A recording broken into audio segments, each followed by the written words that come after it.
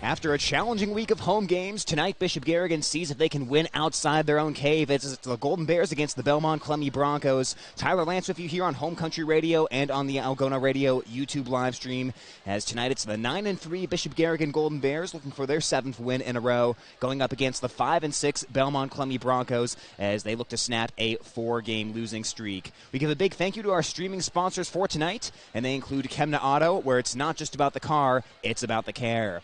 Algona State Farm Insurance agent Billy Offerman. Algona Municipal Utilities, community-owned for community benefit, and Families of Bishop Garrigan, all streaming sponsors here for the Algona Radio YouTube page. And, of course, also Greg Penning & Company, certified public accountants who have now come on as our scoreboard sponsor here for these games. So a big thank you to everyone who helps make these broadcasts possible, and we're looking forward to an interesting one here tonight against a very improved Belmond-Klemme team that's looking a little bit different than the last time they saw Bishop Garrigan, and a Golden Bear team that's been tested in every single way possible since the last time they saw Belmond-Klemme. We'll get into it all coming up, but first, we'll hear from Bishop Garrigan head coach Brandon Schwab. Here he is right now with tonight's pregame interview. We are getting ready for basketball tonight between Bishop Garrigan and Belmond-Klemme, and right now I'm talking with Golden Bear head coach Brandon Schwab. And Coach, first of all, what's been the focus for you and the team in practice over the past few days following that win over West Hancock on Friday?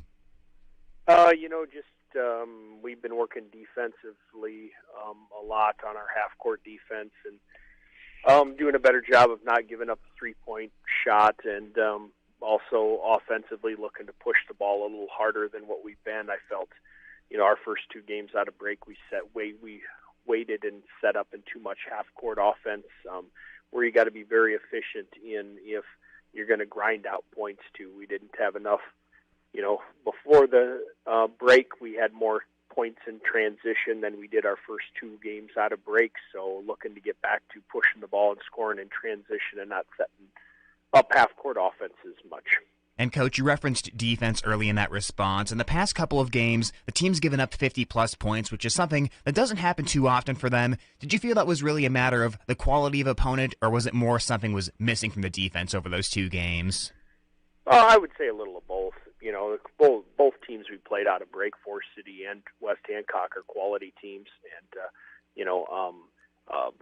a lot had to do with the way we defended too. I mean, we did not defend well this week, and we're addressing that, and we hope to be better here going forward. And, Coach, coming off that very exciting win on Friday night, how do you make sure the team doesn't exhale, so to speak, over the next couple of weeks of games? We're pretty focused group on what we need to do to get better. We're focused on us. We realize that we need to make some adjustments defensively and offensively if we're going to keep getting better, and we're currently doing that. And I look forward to challenging them tonight defensively to really get out on the three-point arc and not allow three-pointers to be even attempted tonight. And, Coach, on Friday, the only 6 players who played for you were the 5 starters and Zoe Montag coming off the bench as well. Do you feel that'll be something that you try to emulate as you go into the postseason, or is that still up for determination? Still, we're trying to build some depth. I think the first 2 games out of break, I lost in a rotation Ashlyn Hovey and an Ella Muller that need to get into our lineup. We need to get to an 8-person more rotation. Even if number 8 is playing 4 or 5 minutes a game, we need to get to that. And, I've cut them short the first 2 games out of break, and hopefully to get to a 8-person rotation pretty regularly from here on out. And, Coach, even with that being said, how important did you feel it was for your core group of players to really play a full 32 minutes there in the first 2 games coming out of break? Yeah, we love, when games go 4 quarters, that's when we get better. When our first group are only able to play 2.5 quarters every night, we don't improve that way. But a 4-quarter game is going to get us better. Whether there were some things we struggled at the first couple games out of break, we still got through it 2-0, still undefeated in the conference, and still in a good position for our first goal of winning a conference championship. And that's the importance. You can play not your best and still find a way to win a ball game. That's what we did twice this week. And, Coach, as we move to tonight's game, you'll see Belmond-Klemme for the 2nd time this season. So what have you seen from the Broncos, and what are you expecting for tonight? Well, they're much improved. We played them their first game of the season, with a very young squad. They started one. Their best player is a Lamb girl that's a freshman, and when we played them the first time, she was the only freshman starter that did. But now they start two other ones with a Gabrielson and one other one. I can't remember her name, but they're a very young squad with really good freshmen that. They're a much improved team. They played West Hancock to a 12 or 13 point game out of break here. So they're a much better team than we saw game one. To throw them freshmen and young kids their first game of varsity high school against some of the experience and ability we have to score and defend was tough for them, and I expect a much better fight from them tonight. All right, Coach, as we wrap up this interview, what's going to be the last message you deliver to your team before tip-off?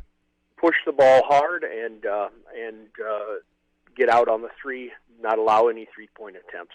Well, Coach, good luck tonight, and thanks for the time today. All right, thanks. Bishop Garrigan head coach Brandon Schwab, as we'll take a timeout and continue to get you ready for tip-off coming up next here on Home Country Radio and on the Algona Radio YouTube live stream. High school sports on Hometown and Home Country Radio, brought to you by these sports club members. Algona Frame and Auto Body Collision Specialist, a total commitment to excellence. Water Connection, from softeners to bottled water and service, call 295-SOFT. Dump It, commercial and residential garbage. They do the dirty work so you don't have to. Hy-Vee, use the fuel saver, fill your cart, fuel your car. Algona Livestock Auction, Highway 169 North, sale every Monday. Lusher Family Dentistry, serving your family since 1965 on Call Street in Algona. Style Salon, your salon in Algona. Create yourself. Farmers State Bank, proud to be part of our community for 125 years, with offices in Algona, Whittemore, and West Bend. Chemco Tires, they're all you need to know about tires and service. Sponsoring this broadcast on Hometown and Home Country Radio.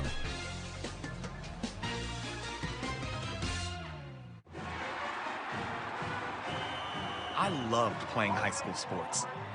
I loved the competition, the camaraderie, the bands, the crowds, all the pageantry, and I wanted to keep playing. But I graduated. No colleges called, and neither did the pros. So, to stay close to the game I loved, I decided to become a high school official. A referee. When I played high school sports, I learned the importance of integrity, good sportsmanship, and respect for the rules. Now, as a high school official, I get to help model these same values to others. Maybe the colleges and the pros didn't call, but the kids in Iowa did. And now, I'm enjoying the competition, the camaraderie, the bands, the crowds, and all the pageantry of high school sports all over again. Interested in becoming a licensed high school official? Go to highschoolofficials.com to learn more and begin the application process. Looking for future leaders we can trust and believe in? Look no further than the high school student athletes right here in Iowa. High school sports teach young people how to be effective leaders. It begins by making their grades and being on time for practice. It includes learning to listen, following directions, accepting responsibility, being a good role model. And it's about respect for officials, opponents, the rules, and each other. The result? It transcends sports. It gives us hope for the future. High school sports. There's so much more than just a game. This message presented by the Iowa High School Athletic Association and the Iowa High School Athletic Directors Association. More sports club members making these broadcasts possible on Hometown and Home Country Radio. Catholic Charities, offering professional counseling services to families and individuals of all faiths. Learn more at cathchar.com. Algona Plumbing and Heating, where a good flush always beats a full house. Grassmasters, get tips and advice from their lawn care professionals. Grassmasters, growing satisfied customers. American Glass, for all your glass needs, think American. Walker Chiropractic and Wellness, serving Algona, Sway City, and the surrounding areas for chiropractic, massage, nutritional care, and physical therapy services. Dr. Bill Stroman, giving you something to smile about. Jake Ingalls Electric. For shockingly good service, call 320-4286. CB Grain Solutions, satisfaction guaranteed. All bringing you this game on Hometown and Home Country Radio.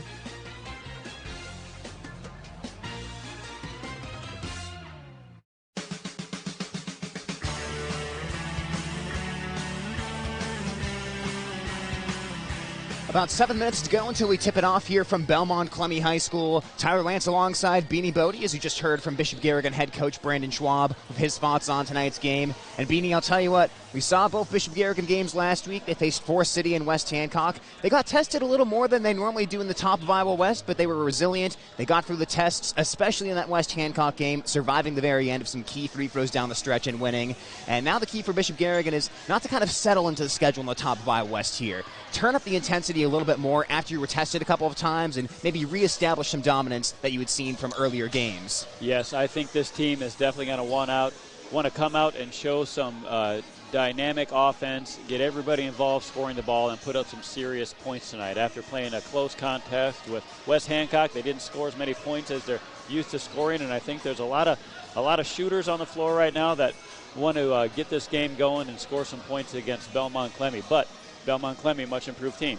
You're absolutely right, Beanie. In fact, Belmond-Klemme last year won just 7 games, but they're already up to 5 wins with a 5-6 record. Now, some of the pixie dust has worn off a little bit. They started 5-2 to begin the season, but they've lost 4 in a row. And all the very tough teams, if you look at their last 4 games, there were losses against Garner, Hayfield, Ventura, Forest City, Humboldt, and West Hancock. All teams with winning records. And right now the problem with Belmond-Klemme, they're doing a great job of beating teams with losing records. They've had a tough time when they've moved up in competition and played some of those more difficult teams. So tonight certainly is an example of that. But for Belmond-Klemme, they'll be led by the freshman guard, Addie Lamb. She's averaging just under 15 points per game, and she's been a big part of their resurgence here. So a lot of young talent for the Broncos to be excited about. Well, that's really impressive. A freshman averaging 15 points per game, and especially with a team with a record like that, when you know that they've been beaten a few times, to still be able to put up 15 points in losing efforts, that's an outstanding player statistically. We'll see how she looks on the floor here, but I remember watching her in middle school, and you could just tell some of these kids coming up, you know that they're ballers, you know that they spend a lot of time in the gym, you know they're probably playing AAU basketball, they're going to basketball camps, and those kids, you can't hold them back. They really want to show their stuff on the floor. So I'm sure we're going to see some impressive moves from her tonight. She's a good young guard. For years now, we've been talking about the youth of Garrigan, but now that youth for Garrigan now is mostly juniors. Of course, Garrigan will have the sophomore Capacious on the floor and the freshman Montag. But overall, Belmont is a much younger team than Bishop Garrigan, and is in that phase of their program where they know they have something special coming, athletic-wise and player-wise, and looking at them during warm-ups, they look like they're building strength and athleticism, and it's a slow build, and it looks like Belmond-Klemme is well on their way to being a really tough team in this conference for the next few years. So Belmond-Klemme is an up-and-comer, but Bishop Garrigan is trying to at least briefly stall that development here tonight. Now, of course, they did match up earlier in the season in the top of Iowa West opener. That was a 73-25 Bishop Garrigan win, but as Coach Schwab mentioned, the freshmen have developed since then. Belmont has improved since that time, so it's a better team, but I'm sure Coach Schwab would like to see an even bigger victory tonight, and some of the things he outlined, not only not allowing three-pointers, but not allowing three-point attempts to be made, also playing from a faster pace. He referenced how they played a lot in the half court over the past couple of games. He'd like to see them get out and push it a little bit more here tonight. Anything you'd like to add to that game plan tonight for Coach Schwab? Well, I think he is going to get 10 to 20 points just on fast break points where the rebound goes to Bishop Garrigan and Emma Grant-Jeanette or Molly Joyce is streaking the court and getting layups. I think that'll happen and produce some points for the Bears. But I also think that they're going to look for Audie Crooks to just be absolutely dominant inside tonight. Belmond-Klemme doesn't have anyone that can body up against her physically. They do have a 6'2 player that can get some arms in her face, but I think you're going to see a steady stream of lob passes to Audie Crooks to start this game off. But I'd also like to see Abby Capacious get involved in the offense as well, take some pressure off Molly Joyce, getting some shots on that backside, and I think Molly Joyce will have a fun game against these freshman guards for Belmont because Molly's a competitor. She likes when people are aggressive. These freshman guards for Belmont are going to be aggressive, but Molly will have the edge on them with experience and talent and physicality. So it's going to be a fun one. You know, Tyler, if you think back to the close game against West Hancock last week, and Forest City was a great game, but all the way back to the Newell game, the teams that do well against Bishop Garrigan are teams that have really good guard play and move the ball quickly and kind of pick apart the Garrigan defense and work for those easy shots. So I also want to see the Bishop Garrigan defense move better. I want to see them cover all areas of the floor. They've got a great 2-3 defense, but it's been getting teams have been figuring out how to get shots against it. So Garrigan's got to lock that down, and maybe even I wouldn't be shocked if they maybe try some man-to-man just to work on that ball, get that body moving a little bit if they get a lead or something like that. So we'll see. Yeah, and you're right. And throughout the top of Iowa West games, those are the nights where you can work on a few things and try to develop yourself as a state championship team. But I think you bring up a great point about Bishop Garrigan's defense and teams making adjustments to them. One other thing I'd point out as well is I'm surprised more teams don't try to really push the pace against Garrigan in transition. Now, I know that can kind of lead to a game where two teams are sprinting back and forth and the pace gets out of control, but why not use a little pace? Don't even let Audie get back into the paint. Try to beat her to it. And I know a lot of teams just don't have the guards to do that, but that may be a strategy as well that teams try to employ. Outpace Garrigan going forward and see how the Golden Bears adjust to that. That's a good idea. You should coach against the Bears. I like your strategy. Either tire them out. I guess if you can't foul them out, tire them out. One way or the other. I like it, Tyler. But we're just a few seconds away here from introductions. And it's kind of fun to see the teams warming up. Garrigan on the road sporting these new gold uniforms. I'm always shocked to see those. I'm not used to seeing those uniforms. But pretty bright, vibrant here in the gym. Very Hawkeye-like, which is fitting, as some Hawkeye coaches are in the stands tonight. Looking at, I assume, Crooks is being heavily recruited by the Hawkeyes. So Coach Bluter is in the Belmont gym giving a look. Absolutely. Bishop Garrigan looking sharp in those gold jerseys. And, you know, if I coached against Bishop Garrigan beanie, I'm not sure Coach Schwab would really want to talk to me on Saturdays anymore, let alone before the games as well. So, well, you know, these high school coaches, they're always so good about being friendly with each other and knowing each other. But then when the game is on, there's really no love lost between a lot of teams. That's exactly right, as they're getting ready to introduce the starting lineups and do the national anthem. So we'll step aside and give them a couple minutes to do that and come back with the tip-off next here on Home Country Radio and on the Algona Radio YouTube live stream. Sports Club members bringing you this game on Hometown and Home Country Radio. Kasuth Regional Health Center. Make KRHC your home for healthcare. North Iowa Appliance, Highway 18 East Algona, where they sell the best and service the rest. Tom Eischen Sales, your store in the country on Highway 18 West, Algona.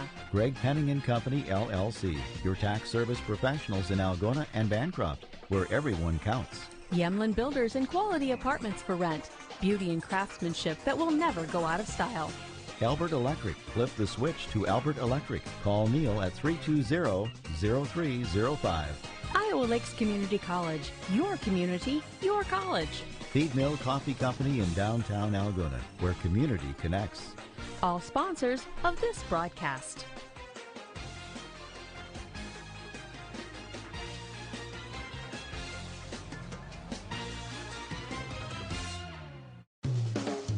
With over a decade of experience, Jake Ingalls Electric is here to handle any electrical job you could possibly have. From anything agricultural related to complex commercial wiring to something simple like installing a new outlet in your home, Jake Ingalls Electric does it all. Have your wiring done right and call Jake at 515-320-4286.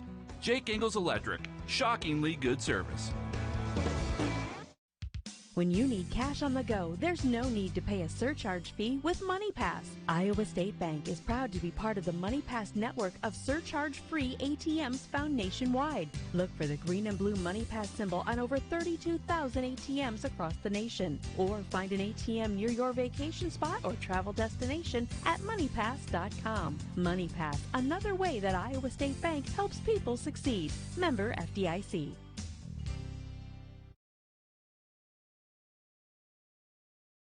With today's technology, there's no reason to wait by the mailbox for bank statements. Just sign up for internet banking and e-statements. This is Sherry at Security State Bank. E-statements reduce the risks of mail fraud and identity theft. Internet banking allows you to check your balances, see checks and deposits that have cleared, transfer funds between accounts, make payments, and say goodbye to paper filing and shredding. Internet banking and e-statements from Security State Bank in Algona, Burt, and Laverne. Member FDIC, Equal Housing Lender. It's now time to take a look at the starting lineup for the Bishop Garrigan Golden Bears. Audie Crooks, junior, number 55. High lob to Crooks, reaches back to catch it, puts it off the glass and scores it. Molly Joyce, junior, number 11. Now Joyce steps back for her three and she swishes it. My goodness, Molly Joyce. Meredith Tigas, senior, number 23. Tigas will now try to take it coast to coast, and Tigas gets the layup from the left side. Emma Grangenet, senior, number 2. Now Grangenet has a three-point look, spins it up and swishes it. Emma Grangenet is keeping Bishop Garrigan in this. Abby Capacious, sophomore, number 21. Now Capacious intercepts the inbounds pass, sidesteps the defender and gets the easy lay-in. Tip-off is coming up next on Hometown and Home Country Radio.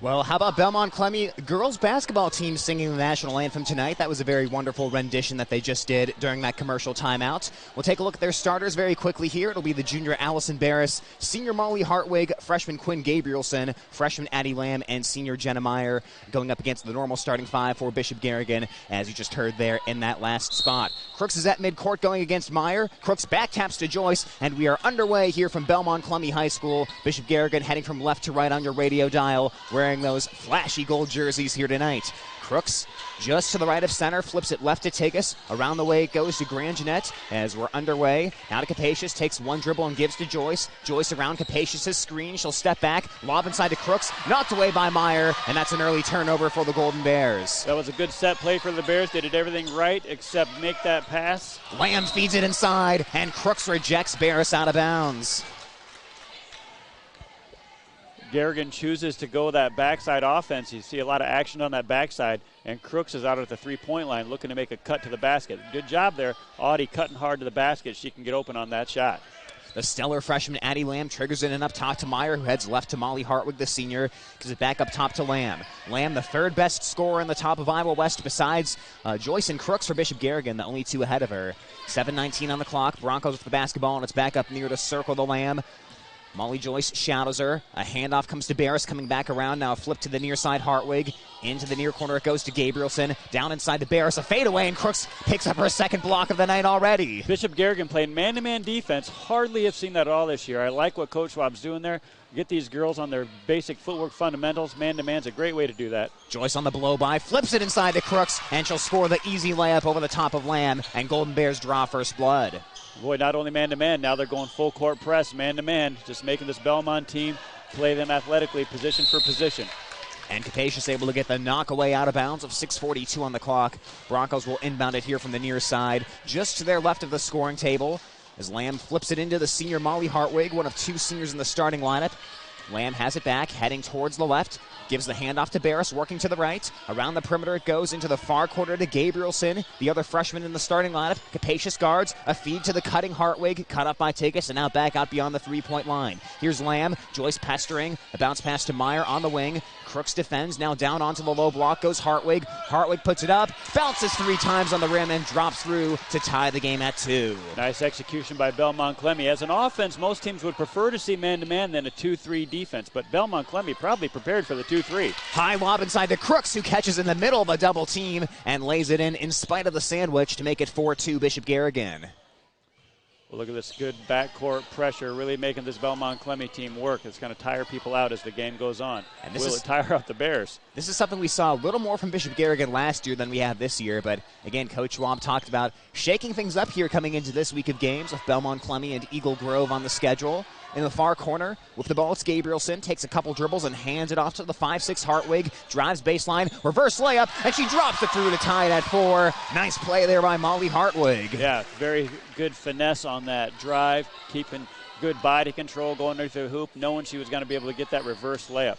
Joyce flips it down to Tigas on the baseline, takes one dribble, creates space for the jumper, but comes up a little bit short, and Lamb grabs the rebound.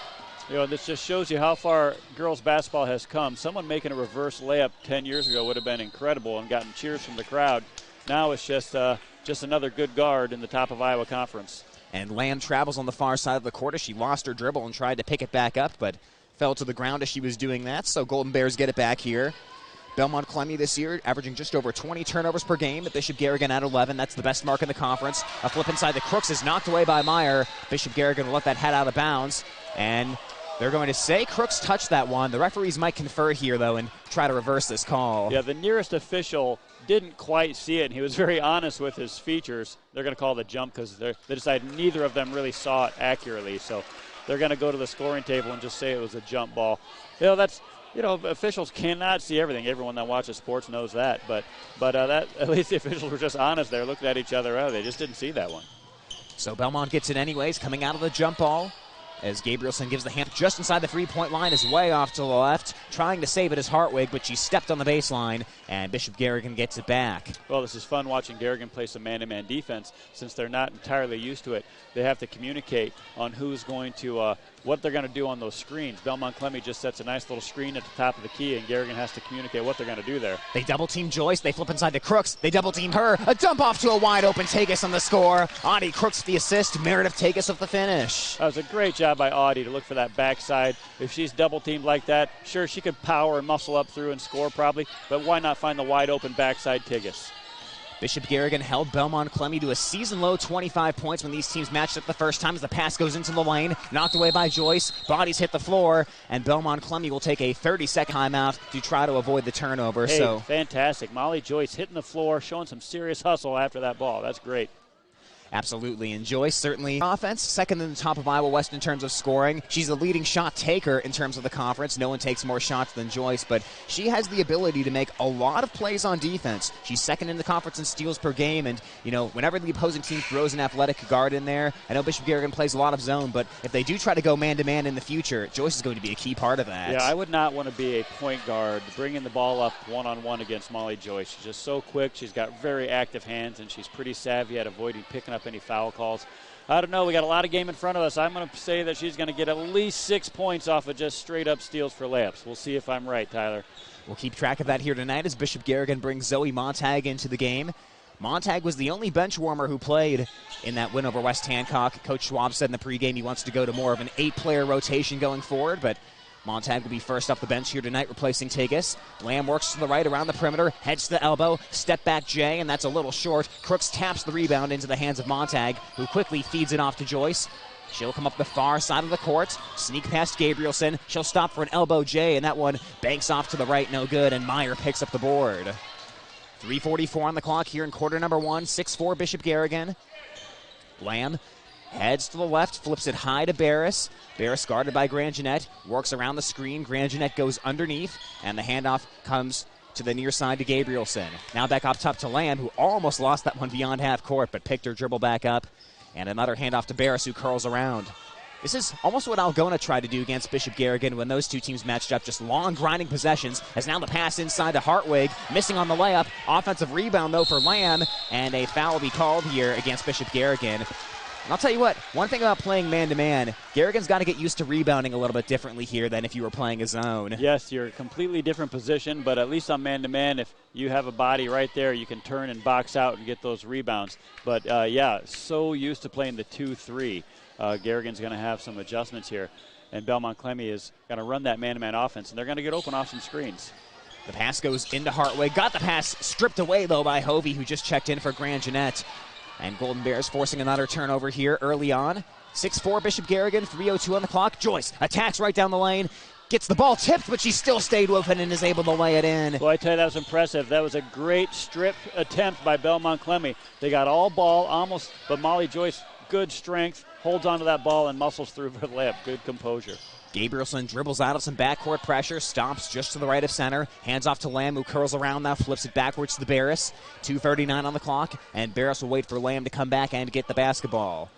Molly Joyce is one-on-one with Lamb here tonight. That's going to be a fascinating matchup as that continues. Lamb kicks it into the near corner to Barris. She'll rise for a three. That one hits the top of the backboard, then hits the strap above it. Out of bounds, Bishop Garrigan ball. Lamb just a freshman, but she's pretty tall already. If she keeps growing, she's got quickness. She looks for her shot. She knows how to come off the screen and take that jump shot. She's going to be quite the player. Unfortunately, we don't know exactly how tall, as Belmond-Klemme only has a few players' heights listed on the roster. So Lamb's a mystery player as the feed inside to Crooks is knocked out of bounds by Meyer, who has been fairly active so far in defense here tonight, trying to guard Crooks. I'm going to be the carnival guesser and say that most of these girls at Belmond-Klemme are very similar. They're all about 5'9", 5'8". Crooks turns against Meyer, puts it in and gets fouled. Oh, Crooks started to pivot towards the left, towards the right that is, went back to the left and got the layup.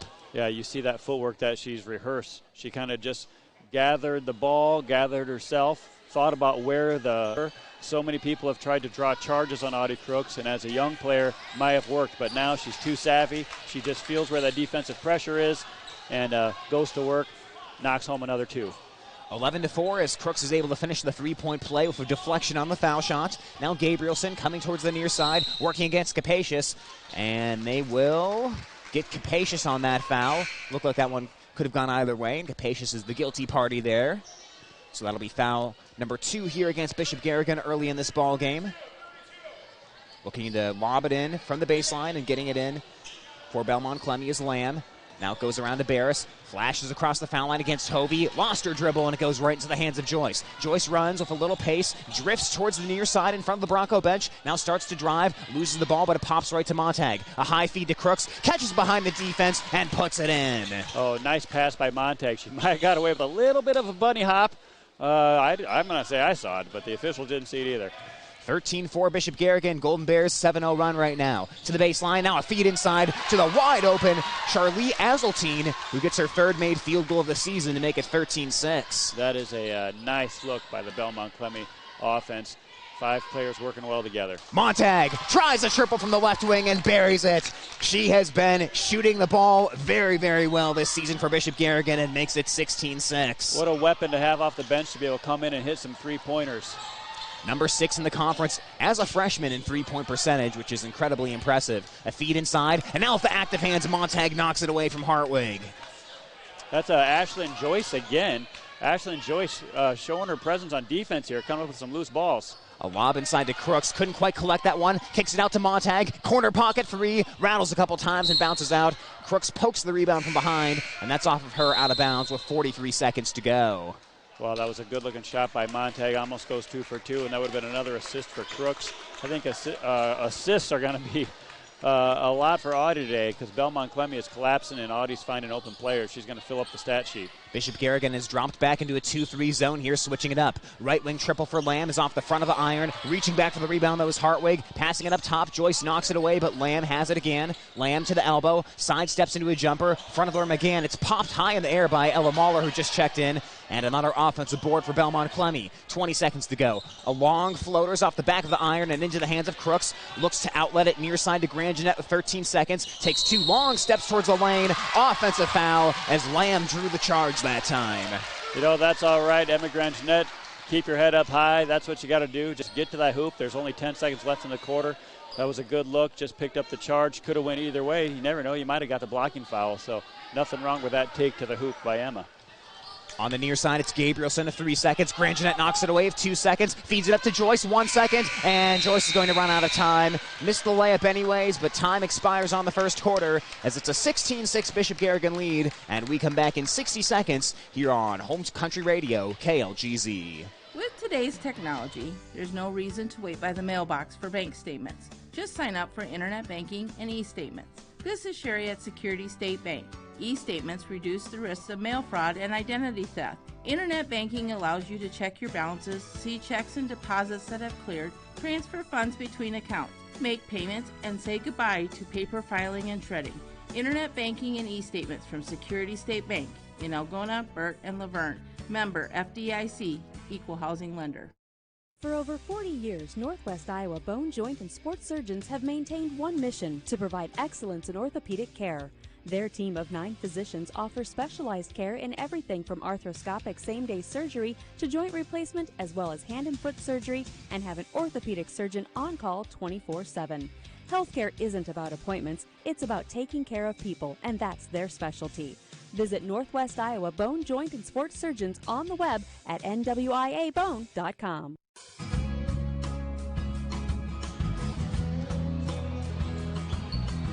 We roll here at the start of the second quarter. Home Country Radio, KLGZ, and the Algona Radio YouTube live stream. Joyce with the basketball for Bishop Garrigan. Steps backwards, gets it top of the key to Grand Jeanette.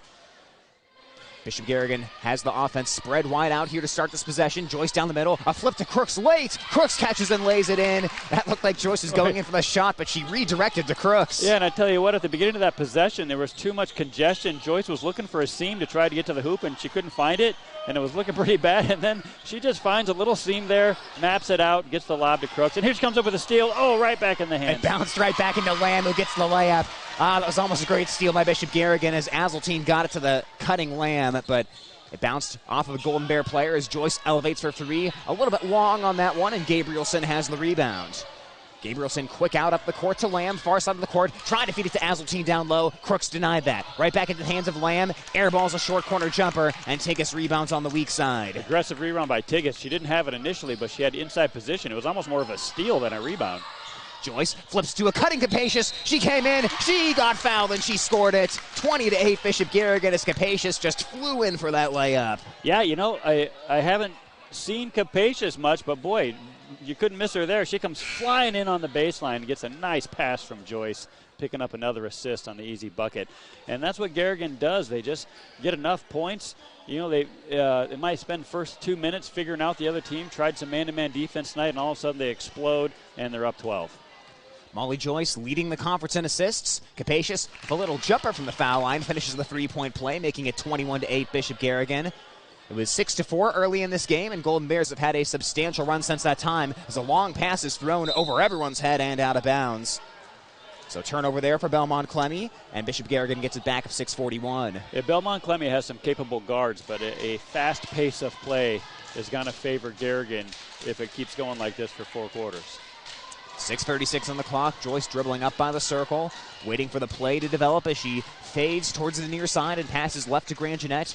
Now to the right to Capacious. 6:26, 21-8 Bishop Garrigan. Joyce a high lob into the paint, but that one was off target and intercepted by Azzeltine. Transition for the Broncos. Stopping up top is Gabrielson. Quick rotation over to Lamb. She'll rise for a corner pocket triple, and she buries it to make it 21-11. Well, she gets the open shot for the first time tonight and buries it. Shows her talent right there. She's been off on her jump shots because of the Garrigan in-your-face defense.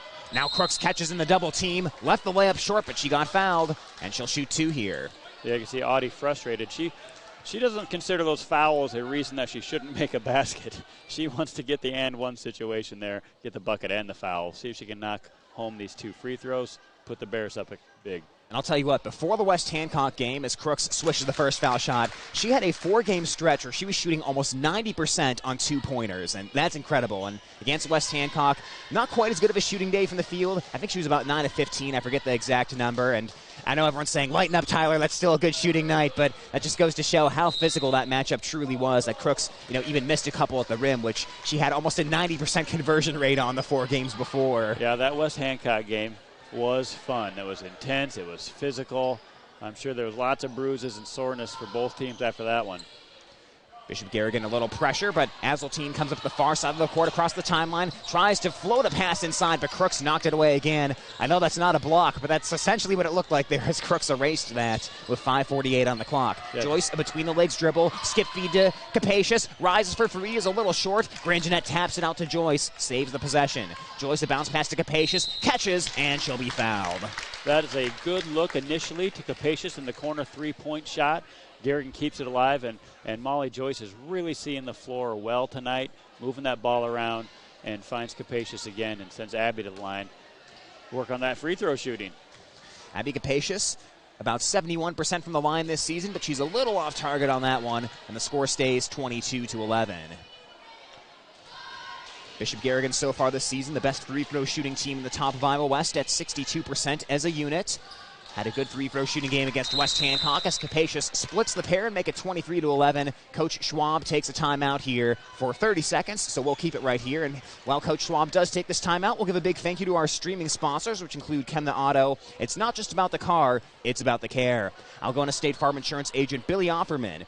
Algona Municipal Utilities, community-owned for community benefit, and Families of Bishop Garrigan, all streaming sponsors here. And, of course, also a big shout-out to Greg Penning and Company, certified public accountants, as they are the scoreboard sponsor. You know what, Beanie, speaking of State Farm, I'll tell you what, Jake from State Farm would be proud of me. I'm wearing my khakis, my red polo here tonight. Only problem is my name's not Jake, but besides that, I'm spot on here. Tyler, it's only a matter of time before it's Tyler from State Farm, and you're going to be in those commercials. Probably in the Ohio area, northern Ohio area, Tyler from State Farm. Oh, man. Well, I'm not totally sure I'd be able to do that. They might say you have the face for radio here. Stay back from that. You actually have some football teams to cheer for. Oh, we're back in the game already, Tyler. Yeah, quick time out there for Coach Schwab. Belmond-Klemme with the basketball, 23-11, Garrigan lead. They have it on the right wing. Grand Jeanette defends, and she knocks it away. Grand Jeanette will run. Belmond-Klemme catches up. Grand Jeanette turns 360 and backs out beyond the three-point line. Cross the court to Molly Joyce in the far corner. She'll rise for a three over the top of Lamb. It bounces high off the rim. Capacious boxes out, and that ball is picked right out of her hands by Meyer that time. What a block by Meyer. It was a very soft block, as now it'll be a jumper inside the three-point line off the back of the iron. Azeltine rebounds and kicks it out to a three ball for Barris. She pumps, she rises, and misses off target to the right. Tiggets collects another rebound. Joyce is going to look to create something right here. Here she goes. Joyce into the lane. Dumps it to Capacious over her head. Oh, and she got a little bit underneath the basket to lay that one in. Meyer rebounds as Joyce just had the fanciest looking pass, just hooked it over her head, but Capacious got a little too close that time to lay it in. Still, Joyce really seeing the floor really well. She could see that seam setting up, and Abby right there. It just didn't quite happen for him. Keep after it. It'll be there. Azeltine trying to conduct. Gets it up to Meyer. A jumper from just inside the three-point line. That's off the back of the iron. Lamb and Crooks get tied up, and that's a jump ball. Belmond-Klemme's taken that shot a couple times here tonight. A jumper from the top of the key, just one step inside the three-point line. And I'll tell you what, Coach Schwab wants that for sure, 100%. Absolutely, and Belmont just probably has to decide, we're going to make that shot and be in this game, or we're not going to make that shot. Forest City and West Hancock both took a lot of foul line turnaround jumpers, so that shot is slightly longer than that, but also even a little bit more difficult. 4:13 on the clock right now, 23-11, Bishop Garrigan. Belmond-Klemme not playing too bad defensively, but offensively they haven't really gotten that spark yet as Lamb gets pushed, and Bishop Garrigan will pick up their fourth foul of the half. That was a little ticky-tack foul, but it's one you just got to brush off. Don't even worry about that one. I was just about to say I really like seeing Joyce and Capacious playing this man-to-man defense. I think it's really going to improve their game as you see Capacious getting low, getting active hands. Joyce the same. A step-back three in the corner, and Lamb drains it this time. Boy, she's a pure shooter. She started to walk down the court knowing she made that shot. 23-14. Joyce a foul line jumper, gets it to trickle around and drop through.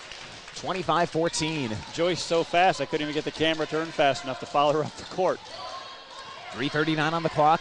Belmond-Klemme playing substantially better than they did on November 30th against Bishop Garrigan when the Golden Bears had a 37-20 rebounding edge. Now into the near corner, thrown back into play, but right to Joyce as Barris couldn't save it. Joyce protects the ball, spins away from traffic, and weaves towards the lane, floats it up for Crooks, catches in the paint, and she'll be long on that shot. It was bothered by Meyer and got nothing but air that time as Belmond-Klemme rebounds.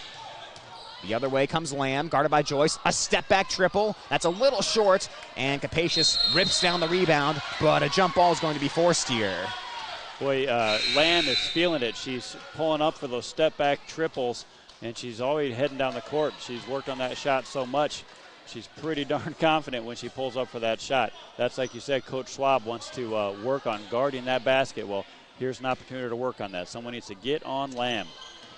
Right now it's Grand Jeanette, Montag, Crooks, Hovey, and Capacious for Bishop Garrigan. As that time, Montag's pass sails over Crooks and goes out of bounds. And that's the thing. Who's going to conduct the offense when Joyce is off and still find a way to get the ball to Crooks? Well, Montag drove the lane there and already had predestined her decision, which was going to be pass that to Audie. But she had the room to just pull up for an easy jump shot there. Meyer at the line, a bounce to the near side. Azeltine now back down low to Meyer. Quick step away from Crooks, lays it up and puts it in. That was just a quick job of footwork that time by Meyer to make it 25-16. Yeah, they're playing that's some good open gym basketball. She went 1-on-3 and made it happen. Great lateral motion as this time Grand Jeanette goes waltzing into the lane, and she'll draw the foul here and shoot two.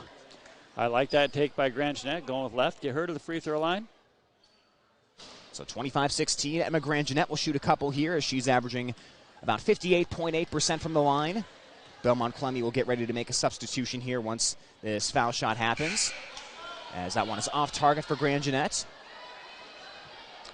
Garrigan's got a lineup in here right now that I really like to see some really intense defense here. They might be in here for another 30 seconds or so. Just leave it all out there, all-out defense. Yeah, Crooks right now is standing back for Bishop Garrigan on the far side of the floor as Belmond-Klemme gets it up through the pressure. A flip down into the lane, going up to block the shot, but also committing a foul as Montag that time as she got a handful of ball against Hartwig, but also a little bit of wrist as well. No problem with that. Don't let that easy shot happen. If that shot goes in and Belmont cuts this lead to within 7, they get some more momentum going, send them to the free throw line, make them earn it. Montag doing a good aggressive block, just got a little too much besides the ball. And that shot is dribbled in by Hartwig to make it 25-17. You know, Belmond-Klemme, they started off the season pretty well offensively, but the last 4 games they've scored 37 or less points each time. Right now, about on track for that here, depending what happens over the final 2:20. But very much sticking around against Bishop Garrigan as this shot is drained by Hartwig to make it 25-18. Nice free throw shooting by the Broncos. They are staying poised. They're staying really focused. They found themselves down by 12 points just a few minutes ago, and they eked it back down, got it down to 7 points, doing just what they want to do. They maybe can try to close it before a half. Joyce cuts across the lane, lost the ball, but was able to deflect it back to Grand Jeanette. And looks like Grand Jeanette's may get called for a carry here. No, they're going to get Joyce. Once she hit the deck, and they started the count, and she was in the lane for 3 seconds. So they got a 3-second call just because Molly was on the floor after she kind of got tripped up there in the middle. Well, that's a good pick up there as we're now down to 2 minutes to go in the half. Losing the ball is Gabrielson, but picks it back up on the near side. In front of the Bishop Garrigan bench in the near corner, it's Hartwig. Dumps it to Lamb. Lamb back up top to Meyer. She'll catch. She'll fire on a 3, and she banks it in. Goes off the glass, and all of a sudden it's a 4-point game with 1:45 to go in the half. Oh, big, exciting banked-in shot there for Belmond-Klemme. Their crowd loves it. Bishop Garrigan's going to come up with a little Audi medicine. Crooks inside, and she'll be fouled and head to the line for 2. That's Meyer's first 3-point attempt of the season, and it's a bank shot that goes in. She's used to shooting layups, and she knows it's important to go for the glass. Yeah, well, you got to be a threat to shoot wherever you are, otherwise they're not going to guard you. And that's the trick with Bishop Garrigan going to the man-to-man, and they're not used to it. The tendency with you go to man-to-man and you're not used to it is you kind of let the other team execute their passes and then guard them once they receive the ball. But your goal here is disrupt them from the offense. Don't let them make that pass. And Garrigan needs to pick that up on their man-to-man. Crooks is off the back of the iron as it's 26-21. She splits the pair. Last time these two teams matched up, Belmond-Klemme made a season-high 7 3-pointers. They have not shot the free ball well since that time at 22.7% this season. As 1:15 to go, 5-point margin. Lamb down low, angling around Joyce, and she stepped out of bounds. Good job by Molly Joyce. Not picking up a blocking foul, but getting her hips next to Lamb's hips and just riding her right along that baseline, so Lamb kind of had to step on the out-of-bounds line. Good defense. It doesn't count as a steal in the stat book, but it's just as good as one, as Garrigan will get the ball back here with a minute to go before halftime. You just have to give credit to Belmond-Klemme here, still being down by 5 at the half. Last time these two teams matched up, Belmond-Klemme shot 18% from the field as Crooks catches inside, banks it off the glass, and scores to make it 28-21. And just to finish up that thought, in that game, Belmond-Klemme was 2 of 25 on 2-point attempts, which is just unbelievable in the wrong direction. But here tonight, definitely an improved team, giving Bishop Garrigan a challenge. Reverse layup, rejected by Crooks.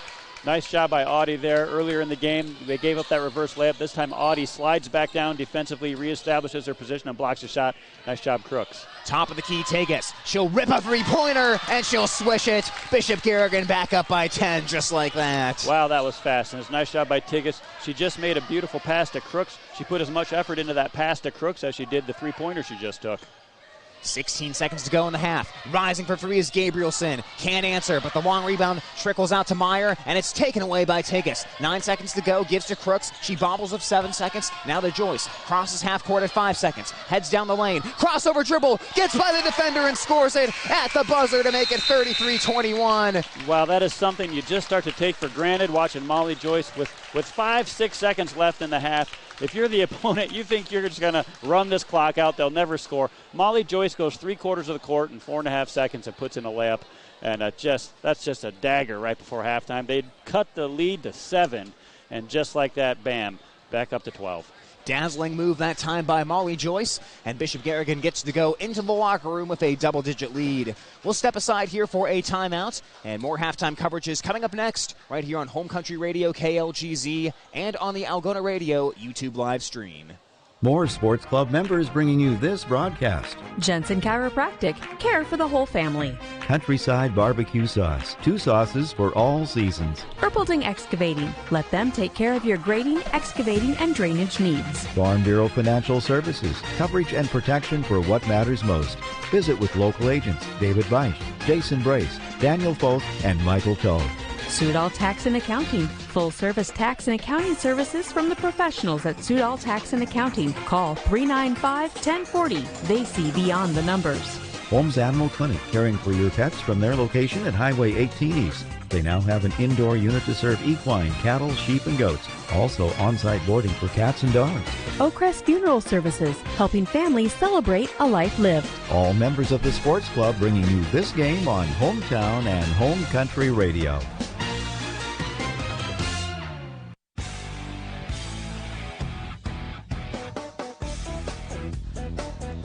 We come back here at halftime between Bishop Garrigan and Belmond-Klemme. Right now, it is Bishop Garrigan with a 33-21 lead. And before we talk more about the girls' game, we'll get ready for the guys' game here coming up as I'm joined by head coach Mark Meister. Coach, first of all, you had a couple close games last week, but now a couple days to decompress from that and practice a little bit. So what's your team been focusing on here leading into tonight's game? With the way we beat this team the first time, it's our only victory on the season. We tried to talk about not thinking that's going to happen again.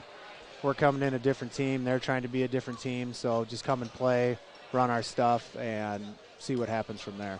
And, Coach, what aspects of that first matchup did you like from your team that you would like to see them continue here tonight? I watched some of the film from the first one. I thought we gave up a lot of the shots we wanted to, and I thought defensively we were more on the balls of our feet that game, a little more active. And with that, we think defense is what starts us. So we were getting out, running our secondary offense, and getting layups at the other end because of that. And, Coach, when you talk about defense, the past couple of opponents, you've really just limited them in terms of the three-point shooting. So what do you feel has led to that? I think a better understanding. I think the guys at the beginning of the year, because of the way we're trying to run this defense, they were standing a little too much paint-oriented. We're supposed to be tight on ball. You're supposed to close the guys, but having intelligence with that, knowing what numbers are shooting what percentage, who we're not guarding. We're just not going to leave the paint. Those are difficult shots when somebody's 10 feet away from you and you're wide open and, maybe you're struggling from it, but you have to shoot it. So we just kind of put pressure on some of those guys. Absolutely. And, Coach, as you've referenced multiple times, you've been in so many close situations here recently, and the guys are just getting closer and closer to kind of getting over the edge there. But when you look at these late-game situations, especially if you do end up in one like that here tonight, I guess what's your kind of go-to and who are you relying on there to really step up and take the lead for the team in a situation like that? Well, right now it's just kind of a by-committee thing. The other game we had a few guys play well off the bench. They garnered more minutes, played more. So we're just doing that down the stretch. Who's ever looking good that night. The thing we've done kind of at practice, we kind of give each team 3 chances to execute. If you don't execute, you run. So you're kind of doing an offensive, defensive thing. So we're kind of playing right now at practice a lot of 3-possession basketball, when you're kind of down the stretch of a game and you got to get a bucket or a stop. So hopefully with the way we're playing and the way we're practicing, some of that experience is going to help us to move forward and win some games. Absolutely. And, Coach, can you feel the energy at all picking up from your team? I know, being close isn't the same as winning it, but has that given your guys hope that you can put together a 2-win week here this week with Belmond-Klemme and Eagle Grove? Well, that's the goal. And, we were fighting for that last week, and we were right there to have 2 wins last week. We felt like we could do that. So the energy's been a lot higher, I feel like, since Christmas break. And I think we've had, we haven't maybe won games, but our success has been better. So I think that's helping guys. Absolutely. Well, Coach, we're looking forward to seeing the game tonight, and thanks for stopping by. All right, thanks for having me. That is Bishop Garrigan head coach Mark Meister here getting us ready for the guys' game coming up next, as we'll take another timeout and return with more girls basketball next here on Home Country Radio, KLGZ. Getting the kids to practice on time. Remembering if it's your day to bring snacks. Making it to the game with a clean jersey. Why are simple things sometimes so complicated? Thankfully, with Auto Owners, insurance doesn't have to be one of them. Auto Owners works with independent agents who answer when you call, so you can worry about more important things, like whether your kid is going to run toward first or third base. That's simple human sense. Call PMC Advantage with offices in Algona, Burt, Corwith, Garner, Sway City, and West Bend. For Sports Club members, bringing you this game on Hometown and Home Country Radio. Rental Zone, Highway 18 East in Algona. The tool and equipment rental specialist. Phone 395-RENT. Dance Connection and Tumbling by Michelle. Passionate about teaching, creative about dance. Visit their studio at 1400 East Commercial in Algona or danceconnectionbymichelle.com. Daylight Donuts, open early, serving yummy donuts, rolls, and great coffee. Located at 502 South Phillips Street. Signworks for all your signage needs, as well as printed shirts, caps, and jackets. Stop in or call 295-9544. Farm and Home Services. Check their many listings at farmhomeservices.com. Pizza Ranch. Eat in or delivery. Catering also available. TAFE Wellness Center. Dr. Shane TAFE. Keeping athletes in the game with chiropractic care. Located at 105 South Phillips Street in Algona. All sponsors of this broadcast. New Way K&H Cooperative is a diversified partner to you and your community, delivering exceptional value through knowledge and innovation. They serve farmers, non-farm consumers, and commercial businesses by offering quality products and services to match each individual customer's needs. At New Way K&H Cooperative, their customers are their number one priority. Contact them today by calling 1-800-445-4118 to find out how they can put their ingenuity to work for you.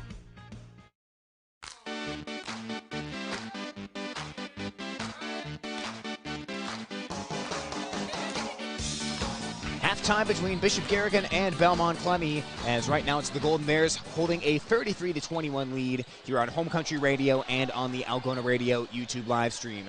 Big thank you to Bishop Garrigan head coach Mark Meister stopping by a couple minutes ago and getting us ready for the boys game. And now we return our focus towards the girls game, where it's been a competitive first half, much more competitive than the first time these two teams matched up. And like we referenced in the pregame, this is a better Belmond-Klemme team. A lot of improvements still to come, but they're certainly better than the first time these two teams matched up, and I think they presented Bishop Garrigan another interesting and unique challenge here tonight, much like the games last week did. Yeah, definitely. Their guards are capable, and they are not afraid to pull up and shoot that jump shot.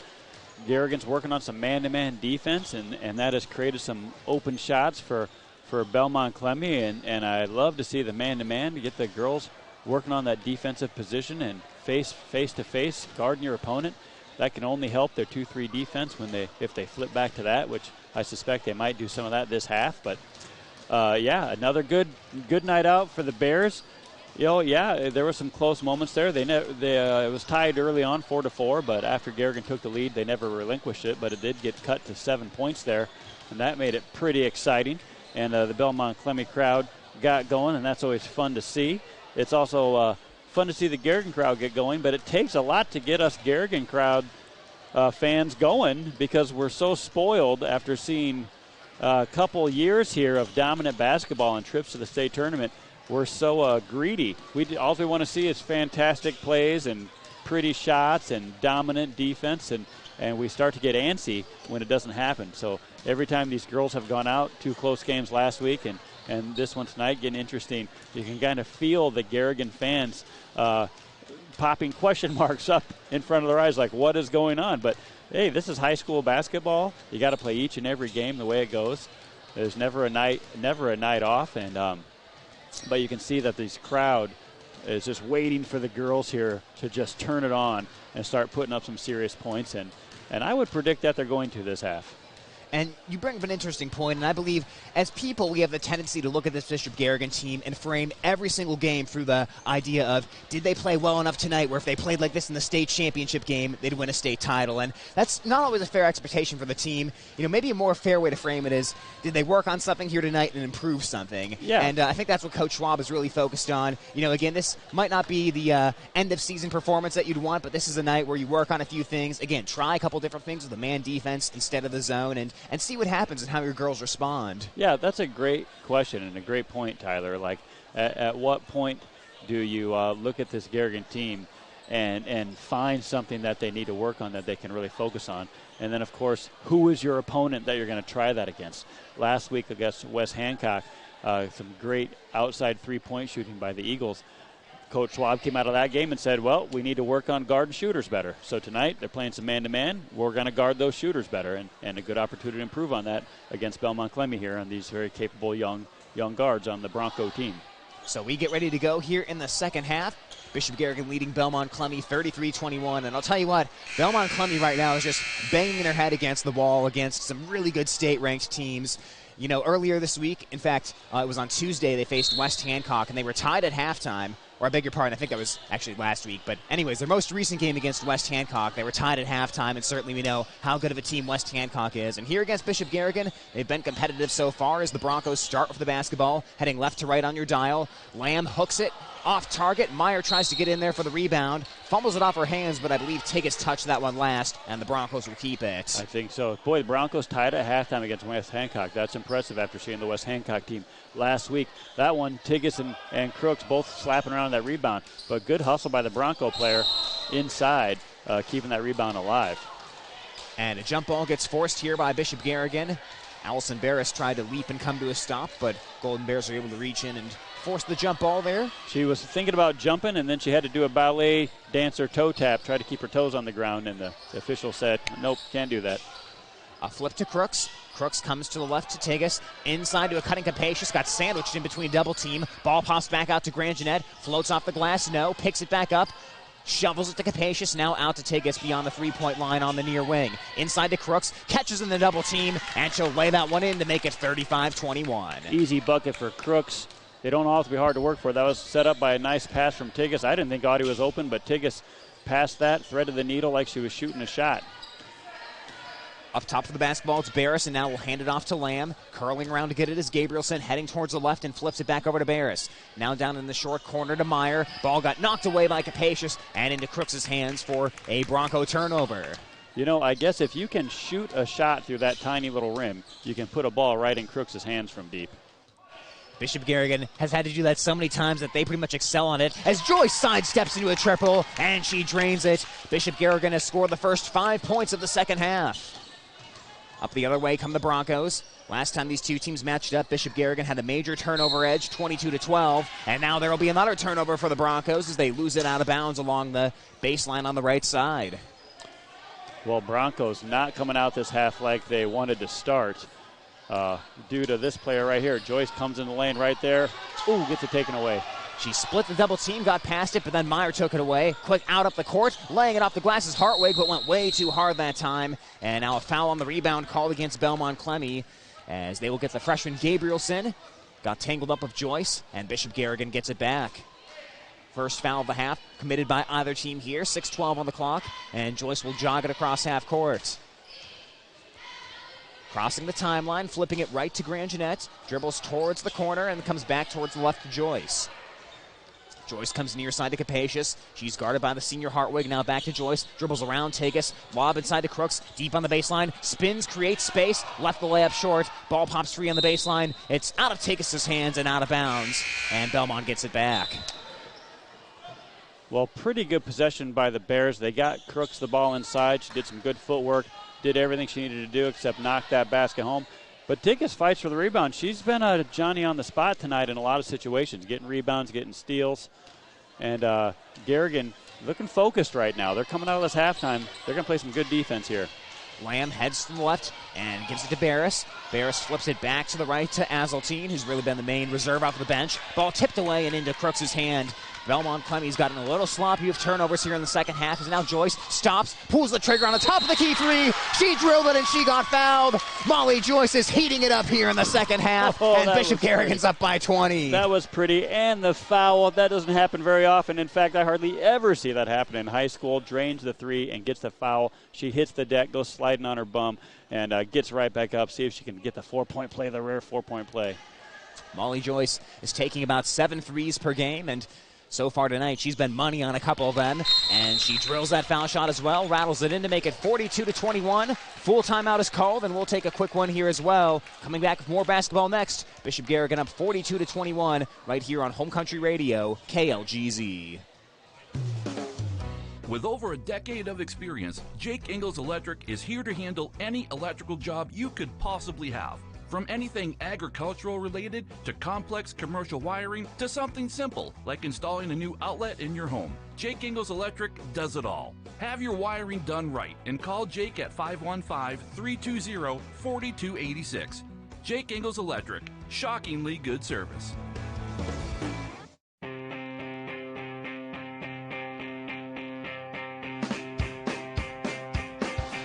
Bishop Garrigan 42, Belmond-Klemme 21, as the Golden Bears right now are on a 9-0 run to begin the second half. Thanks for tuning in here to Home Country Radio and the Algona Radio YouTube live stream, brought to you by Kemna Auto, where it's not about the car, it's about the care. Algona State Farm Insurance Agent Billy Offerman, Algona Municipal Utilities, community-owned for community benefit, and Families of Bishop Garrigan, all sponsoring sports streaming, as well as Greg Penning and Company, certified public accountants, who have sponsored our scoreboard here tonight. Golden Bears doubling up the Broncos, 42-21 here, as the Broncos will have it coming out of the timeout. Not the first 2.5 minutes of the half they wanted, and the struggle continues as they turn it over to Joyce. Stops for an elbow jumper from the near side, airballed that one, and it'll head out of bounds and back to Belmond-Klemme.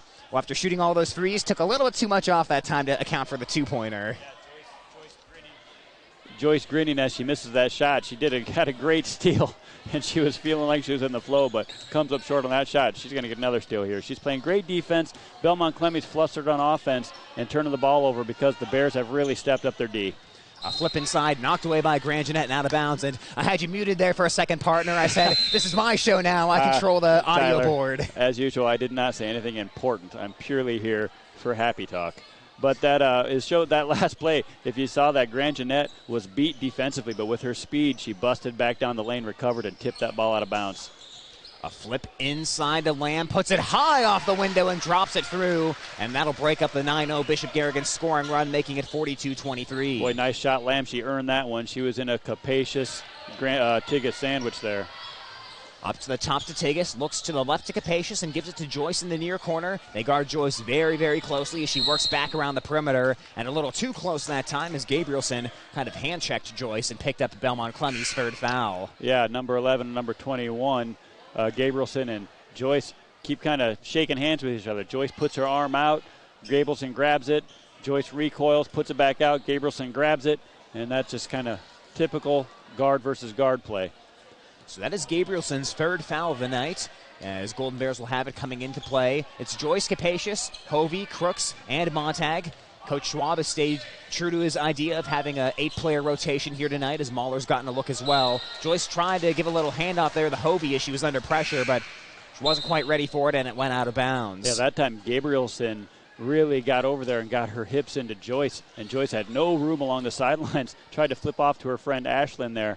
They were both trying to look inside to go to Audie Crooks, who had position on the block. So 4:16 on the clock. A handoff coming around to Gabrielson.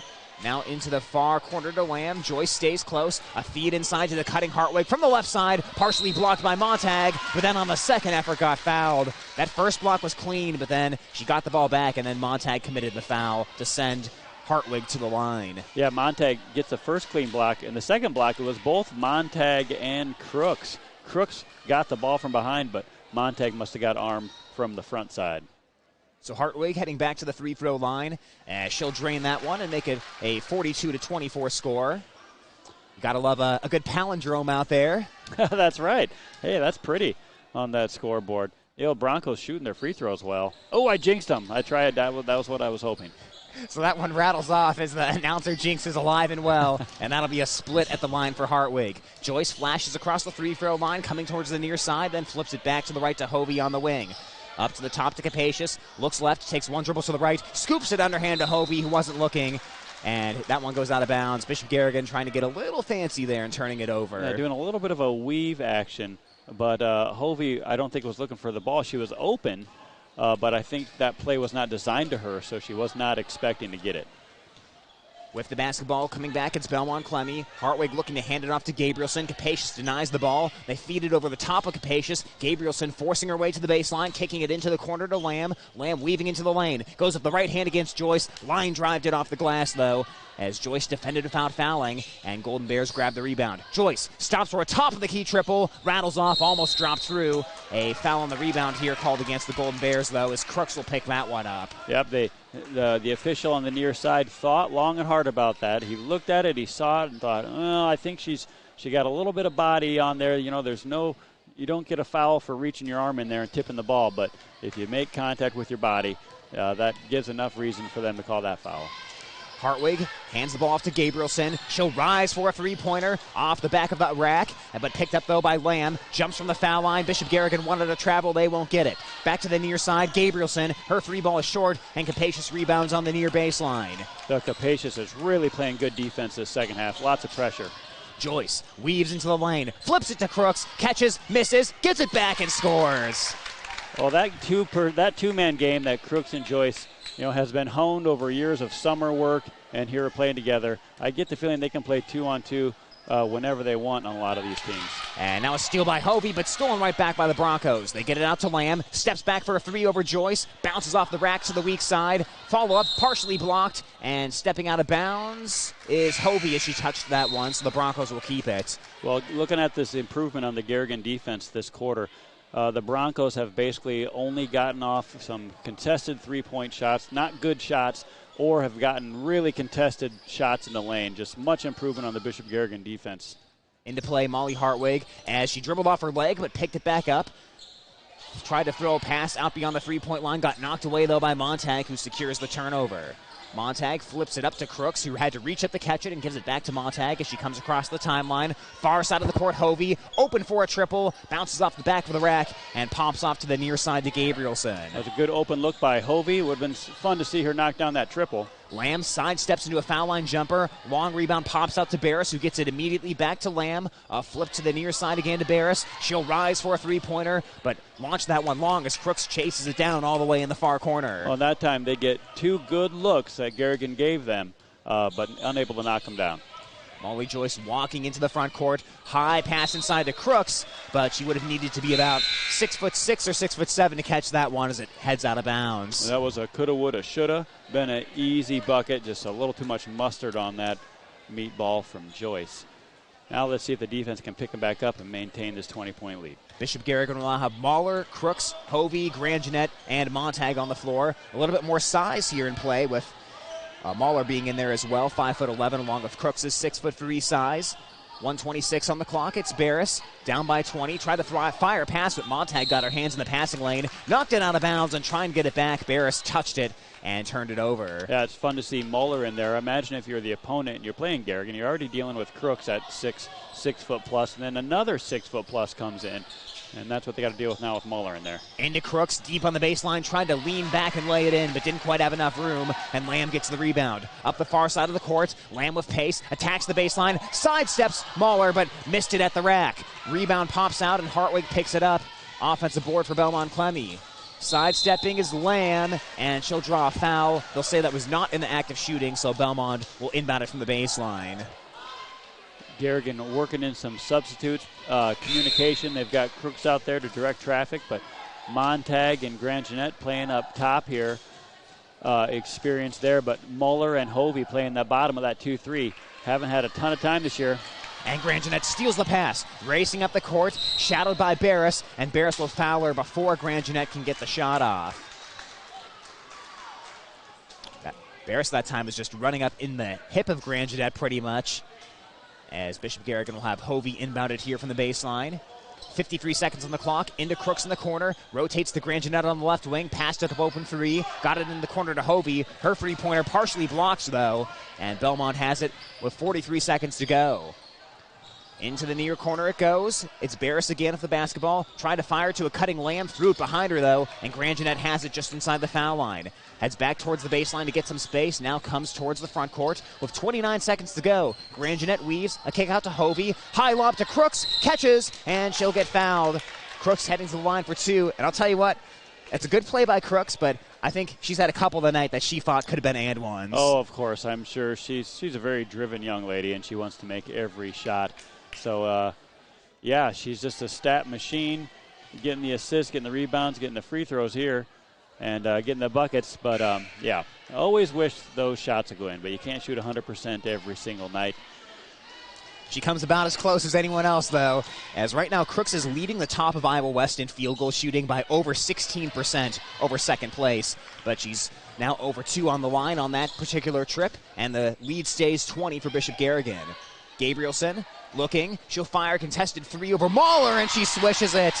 I don't know what it is, but Bishop Garrigan seems to bring out the good three-point shooting in Belmond-Klemme, and it's 44-27. And that was a tough three-point shot over the outstretched arms of Muller. Into Crooks, at the horn, lays it in. Grand Jeanette with the find, Crooks at the finish, and the Golden Bears get it up to 19 as we've reached the end of the third. We'll step aside here for a timeout. 8 minutes of basketball action still remaining here on Home Country Radio, KLGZ.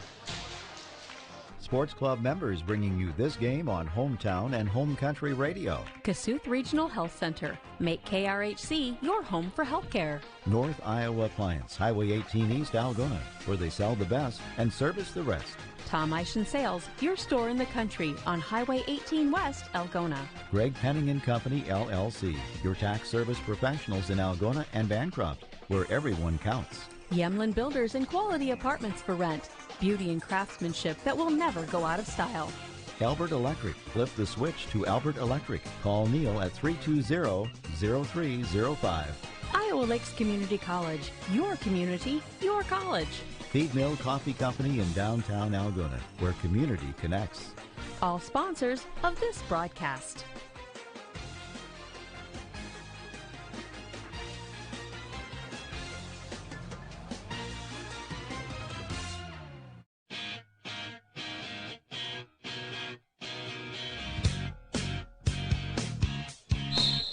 Fourth quarter here from Belmond-Klemme High School, where right now it's the Bishop Garrigan Golden Bears leading the Belmond-Klemme Broncos 46-27. As there's 7:52 on the clock here. Belmond-Klemme with the basket. Well, then she scored it. Molly Joyce is having some kind of night for Bishop Garrigan. Nice move. She did a little hesitation to just gather herself and see where is her opponent setting up there, and then takes it in knowing she's going to get the foul and does a little scoop layup up and in. Pretty play there. Bears got Muller in, Ella Muller and Ashley Hovey in the game with Zoe Montag along with Crooks and Joyce.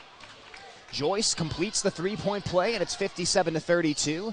Again, we do apologize for those of you who watch Dream as we're trying to get the video unstuck here as a three-pointer for Lamb bounces off to the near side to Joyce. Joyce coming back up the far side of the court. Joyce lane. Joyce scoops again. Joyce scores again. She's taking over this fourth quarter, and it's 59-32. Oh, and she's in the lefty club. You got to love the lefties, but she puts that one up with her right hand. Scoop layup score.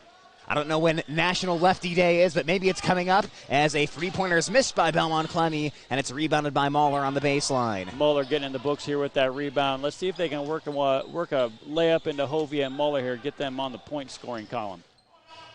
With the basketball, it's Montag trying to work her way through Gabrielson, and that'll be a foul here against Gabrielson. Looks to be the 6th, make that the 7th on Belmond-Klemme, so it's bonus time for Bishop Garrigan. Belmond-Klemme getting a little worn down. That Garrigan defense has been aggressive. See some long faces on the Belmond-Klemme benches as they get their breather, but I'm very impressed with Lamb. She is a freshman, just playing hard this whole game against a very in-your-face defense. She's a good young player. Gabrielson has had some nice-looking shots with people in her face. This Belmont team, pretty sharp. Montag makes the first of 2 and will rattle the second one in as well. With 3:29 left, it's a 61-32 advantage for the Golden Bears. Trying to sweep the season series against Belmond-Klemme as the Broncos take a full 60-second timeout, and we'll take it right with them. Back in 1 minute, you're on Home Country Radio, KLGZ. High school sports on Hometown and Home Country Radio, brought to you by these sports club members. Algona Frame and Auto Body Collision Specialist, a total commitment to excellence. Water Connection, from softeners to bottled water and service, call 295-SOFT. Dump It, commercial and residential garbage. They do the dirty work so you don't have to. Hy-Vee, use the fuel saver, fill your cart, fuel your car. Algona Livestock Auction, Highway 169 North, sale every Monday. Lusher Family Dentistry, serving your family since 1965 on Call Street in Algona. Style Salon, your salon in Algona. Create yourself. Farmers State Bank, proud to be part of our community for 125 years, with offices in Algona, Whittemore, and West Bend. Chemco Tires. They're all you need to know about tires and service. Sponsoring this broadcast on Hometown and Home Country Radio. Quick timeout as we come back here. 61-32 is the Bishop Garrigan lead. And Belmond-Klemme will get another turnover here coming right out of the break with 3:17 to go. Good timeout call by Belmond-Klemme. If anything, the players just needed a breather, a chance to get some water because they were looking ragged. And I think the coach could sense that Garrigan was about to put up 10 points in a hurry. You get a little reset for his team. Holding the ball high above her head is Hovey, comes near side to Mahler, punches over Meyer and lays it in. Bishop Garrigan is getting back to the core of the Golden Bears here tonight. Those high passes to Crooks that the shorter players are unable to defend, and then Joyce just orchestrating the offense throughout the night. And that pass is coming from Ella Muller. Not many people tall enough to knock that pass away, coming from the over 6-foot Muller. A 3-point ball is airballed as Mahler vacuums in the rebound near the near corner. 63-32 of 2:39 to go. Joyce heads towards the left, takes a couple dribbles and shovels it to Hovey. Now back to Joyce on the near side. A flip towards the right to Montag. High pass to Crooks, but that's a little bit tall and out of her reach of 2:27 as it goes out of bounds. Oh, that lob pass is a tough one to pass. Montag just puts a little too much, need a little more arch on that, kind of like a shot. That just off the tips of Crooks. And Crooks and Joyce now out of the game for good. Reagan Murphy, Kaylin Capacious come in for Bishop Garrigan with the final 2:15 to play. A shot from just the edge of the paint is banked off the glass and missed by Meyer. Montag has it as we tick down towards 2 minutes to go in this one, and Bishop Garrigan ticks towards their 7th consecutive win. Montag's pass is wild as it slipped out of her hand, and that'll be a turnover here. Well, this is an important 2 minutes for these players on the floor. These young players did not get a play tonight. There was no JV quarters. As it is, Garrigan usually plays 2 quarters worth of JV, but tonight there was none. Lamb striding down the lane. She'll get fouled, and she'll head to the line here.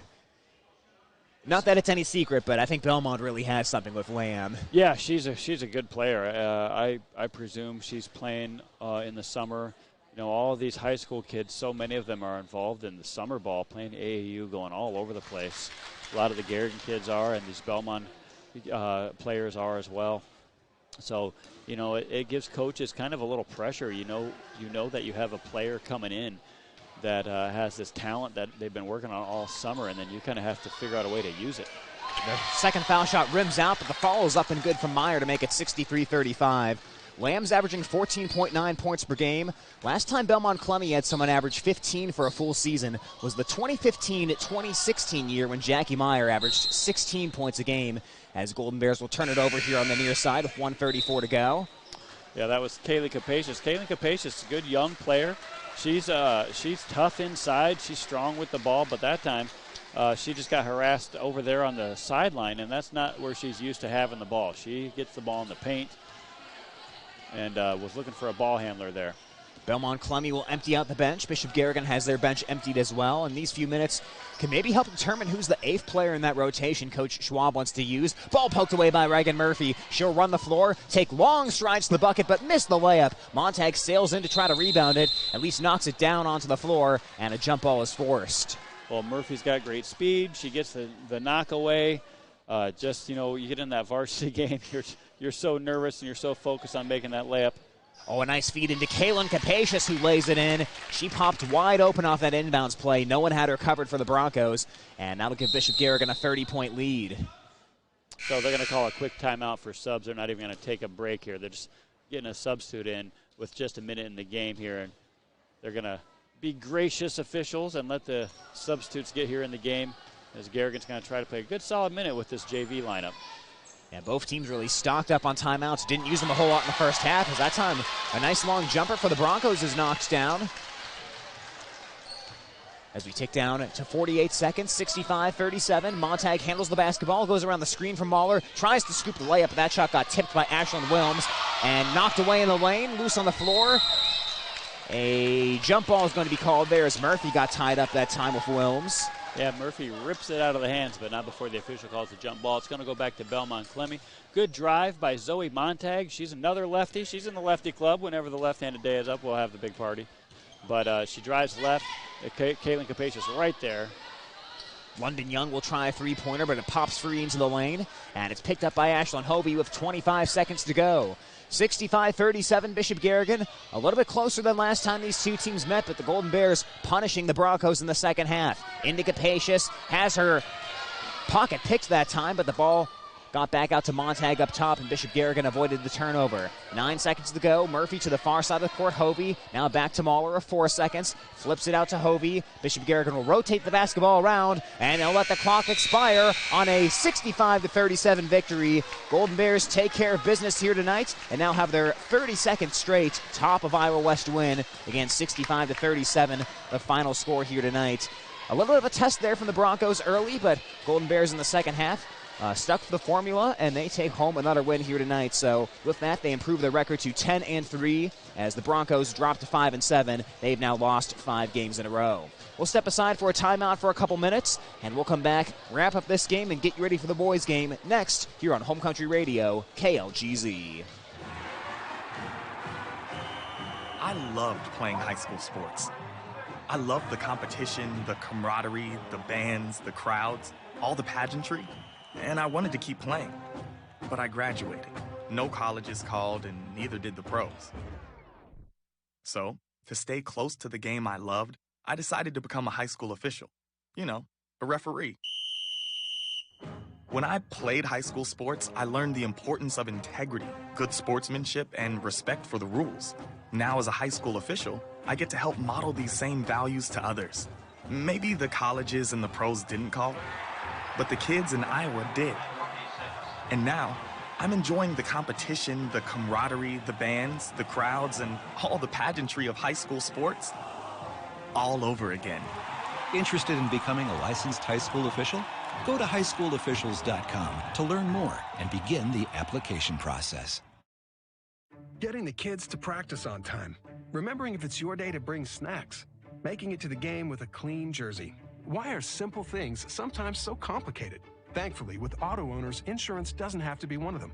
Auto Owners works with independent agents who answer when you call, so you can worry about more important things, like whether your kid is going to run toward first or third base.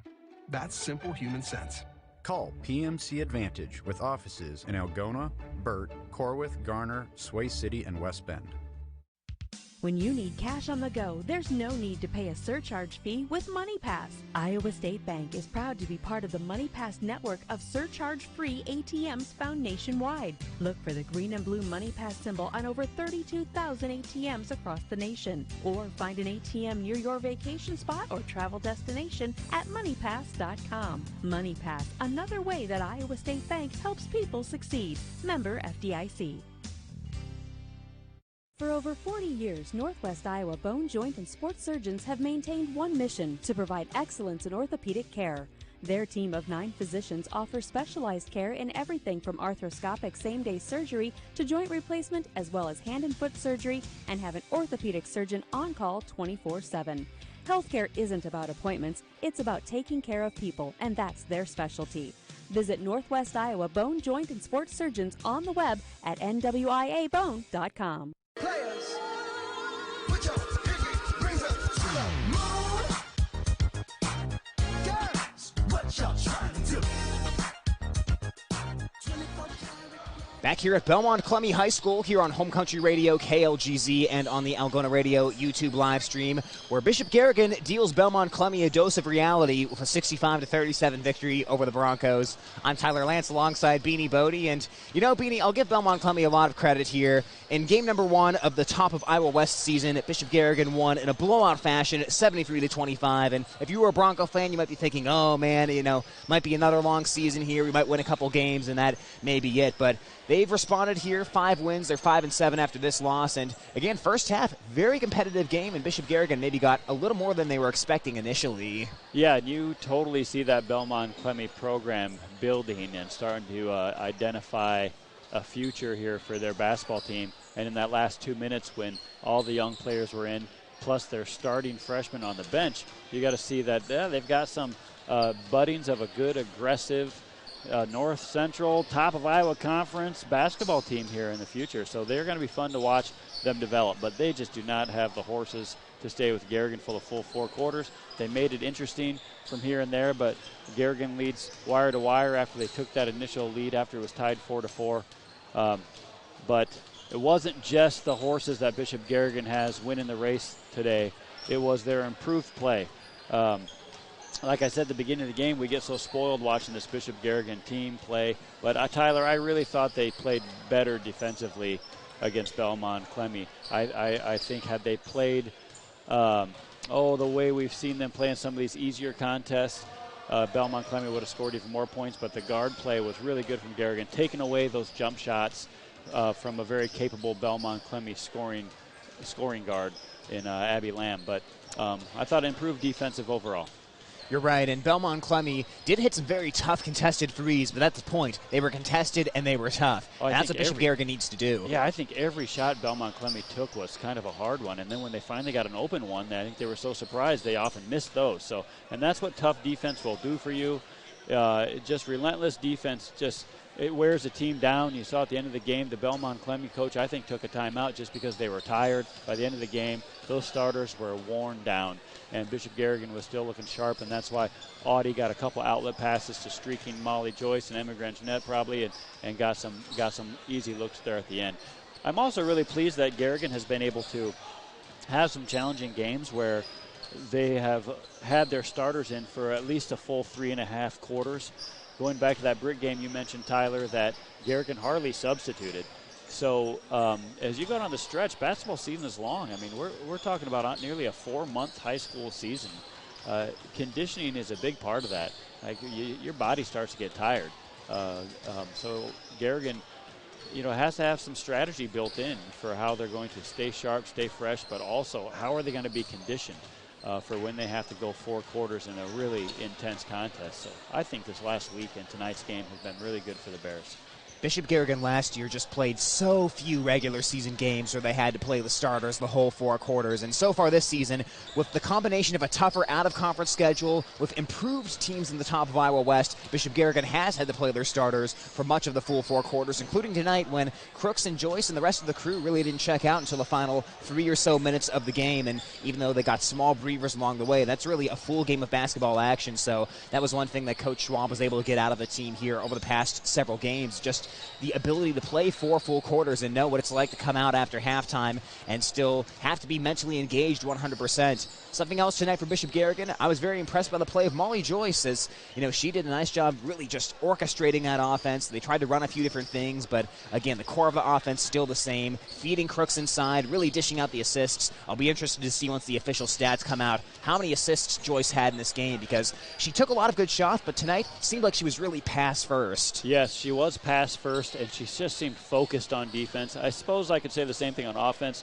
She was just concentrating. She was focused. She was seeing the floor really well, and I'm glad you brought that up. I think she really picked up her game. Sometimes you feel like you're going hard, but then if you really concentrate and look at how you're playing, you realize that you can turn it up a whole notch. And I feel like Molly Joyce can do that quite a bit.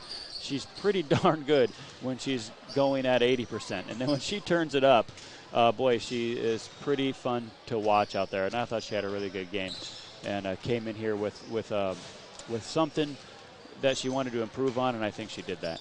So a good win for Bishop Garrigan as they defeat Belmond-Klemme 65-37 to pick up their 39th top of Iowa West win in the last 40 conference games. So that's how it wrapped up on the girls' side of things. They improved to 10-3, and they'll get ready to play Eagle Grove on Thursday. With that, we'll step aside here for a timeout for a couple of minutes, get a few words from our sponsors, and we will get ready for tip-off of the boys' game, Bishop Garrigan against Belmond-Klemme, next on Home Country Radio and on the Algona Radio YouTube live stream.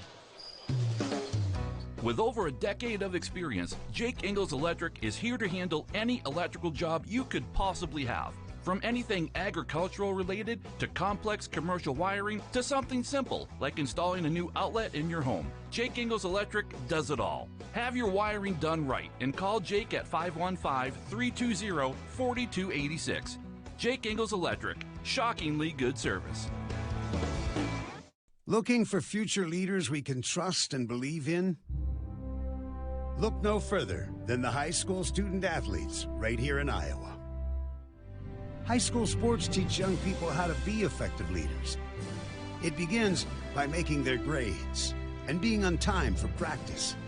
It includes learning to listen, following directions, accepting responsibility, being a good role model.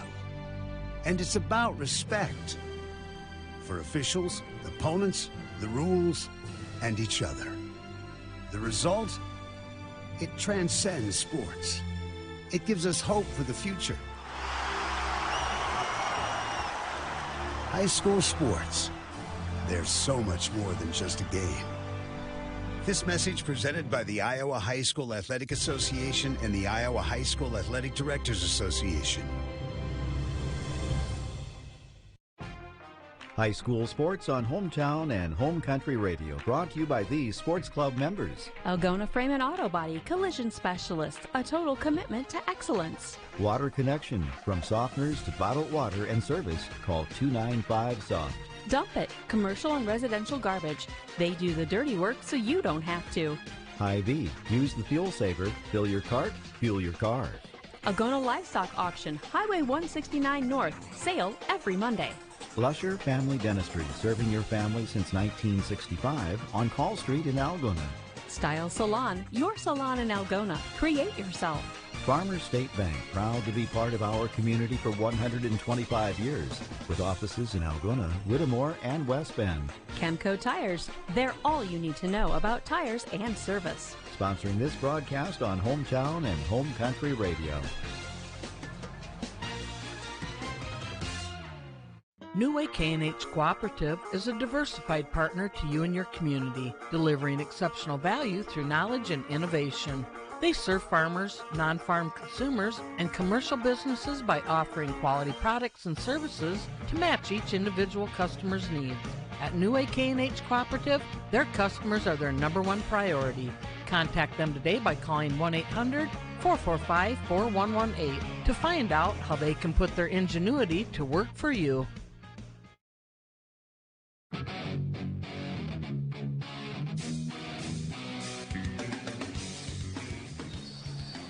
We get ready for game number 2 of our basketball doubleheader as Bishop Garrigan faces Belmond-Klemme live from Belmond-Klemme High School. I'm Tyler Lance alongside Beanie Bodie here on our YouTube live stream and on Home Country Radio KLGZ. And of course, video streaming brought to you by Chemna Auto, where it's not just about the car, it's about the care. Algona State Farm Insurance agent Billy Offerman, Algona Municipal Utilities, community owned for community benefit, and families of Bishop Garrigan, all sponsors here of sports streaming. And of course, we also do have Greg Penning and Company, certified public accountants, as they have sponsored our scoreboard graphic here on the live video. So Beanie, as we get ready here tonight, Bishop Garrigan comes in at 1-10 on the season. Their lone win was against Belmond-Klemme. Belmond-Klemme still looking for their first win. They're 0-11, so not a lot of sunny days for either of these teams, but both of them come into tonight thinking this could be the night it finally turns. Yes, and even though Garrigan beat Belmond-Klemme handily the first time out, it is their only win of the season. And if they take this team lightly, it will end up being Belmond-Klemme's only win of the season so far. This will be a pretty good matchup, I think. The Bears can lock it down early if they play good defense, I feel. But this Belmond-Klemme team, it gets any sort of life offensively and starts to feel like this could be their win. This is going to turn into a pretty exciting basketball game that could go either way. Absolutely, and Bishop Garrigan, if you look at the past 3 games, they've lost those 3 games by a combined 9 points, and one of those games went into overtime, and that's certainly better than the season average. Bishop Garrigan's point differential this season, they've lost by an average of 13.5 points, and certainly the past 3 games have driven that average down a little bit, but that's just kind of to give reference here of how much more competitive it's been for the Golden Bears. And, when you talk about facing Belmond-Klemme, it's really a team that has some similar issues as Bishop Garrigan. They're both teams that really haven't had that one, leading scorer step up. In fact, they're the only 2 teams in the top of Iowa West right now who don't have someone who's averaging double-digit scoring per game. So I think both teams are looking for that one player to really, step through and take command, to be that guy you can trust for 15 points a night, and as they look to find their identity, really. Yes, Garrigan keeps looking to find scoring. They found a lot from Jacob Lear early on in the season, and he had over 20 against this team first time out, so I'm sure they're going to look for the big man inside again tonight to be a leading scorer. Logan Nemmers has started the last couple games. He's another big man. Garrigan might choose to go with two big guys, and if they do that, there isn't anyone you see warming up for Belmond-Klemme that has the size to battle with the size that Garrigan has inside. So that could be a good approach to Garrigan. And Garrigan has been taking baby steps, improving each and every game. Like you said, they've had 3 very close contests that they had a chance to eke out some wins, most recently with an overtime game against West Hancock that didn't go their way in overtime. But they're just on the cusp of getting a win, and this is a big opportunity for the Bears. You know, Ryan Noonan has really stepped up offensively. He's become a guy that can get a shot up whenever he wants. He can create a little jump shot whenever he wants off the dribble, and so that's been a bright spot. But when it comes down to scoring tonight, I got a feeling that Andrew Fogarty is going to have a big night. He was the one coming into the season. He was their returning, the biggest returning scorer from last season, which is to say that he was maybe 5th in scoring after a long line of very successful basketball players. I don't think they're going to have an answer for Fogarty tonight. I think they're going to be too busy looking elsewhere, and he's going to have a big game. Fogarty had a very good game recently against Forest City with a double-double of 15 points and 11 rebounds, and certainly a performance like that would help Bishop Garrigan win here tonight. And one thing that's been very impressive over the past couple of games for Bishop Garrigan has been reducing the turnovers. In fact, the most recent game against West Hancock, Bishop Garrigan actually had a 14-7 edge in terms of turnovers forced, so they only committed 7 on offense. That was a season low. The second lowest total of the season was 13 when they faced Belmond-Klemme the first time. So if Bishop Garrigan can keep those turnovers down tonight, say under 15, they're going to give themselves a great chance to win and really continue this recent trend of taking better care of the basketball. For sure. Take care of the basketball, or otherwise the rest of the game is moot. So that is what we're looking for here tonight. We'll step aside for a quick timeout as they introduce the starting lineups and come back with basketball action next, right here on Home Country Radio, KLGZ, and the Algona Radio YouTube live stream. When you need cash on the go, there's no need to pay a surcharge fee with MoneyPass. Iowa State Bank is proud to be part of the MoneyPass network of surcharge-free ATMs found nationwide. Look for the green and blue MoneyPass symbol on over 32,000 ATMs across the nation. Or find an ATM near your vacation spot or travel destination at MoneyPass.com. MoneyPass, another way that Iowa State Bank helps people succeed. Member FDIC. To practice on time. Remembering if it's your day to bring snacks. Making it to the game with a clean jersey. Why are simple things sometimes so complicated? Thankfully, with auto owners, insurance doesn't have to be one of them. Auto Owners works with independent agents who answer when you call, so you can worry about more important things, like whether your kid is going to run toward first or third base. That's simple human sense. Call PMC Advantage with offices in Algona, Burt, Corwith, Garner, Sway City, and West Bend.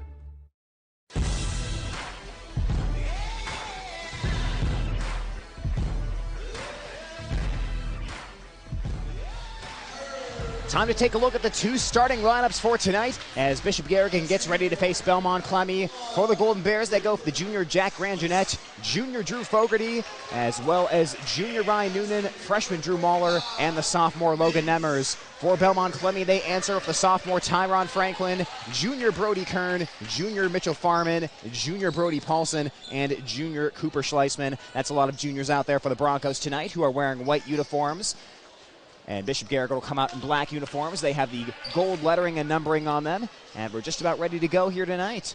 Heading to midcourt, it's going to be the big man, Logan Nemmers, standing at 6'4". And he'll go up against Schleisman for Belmond-Klemme.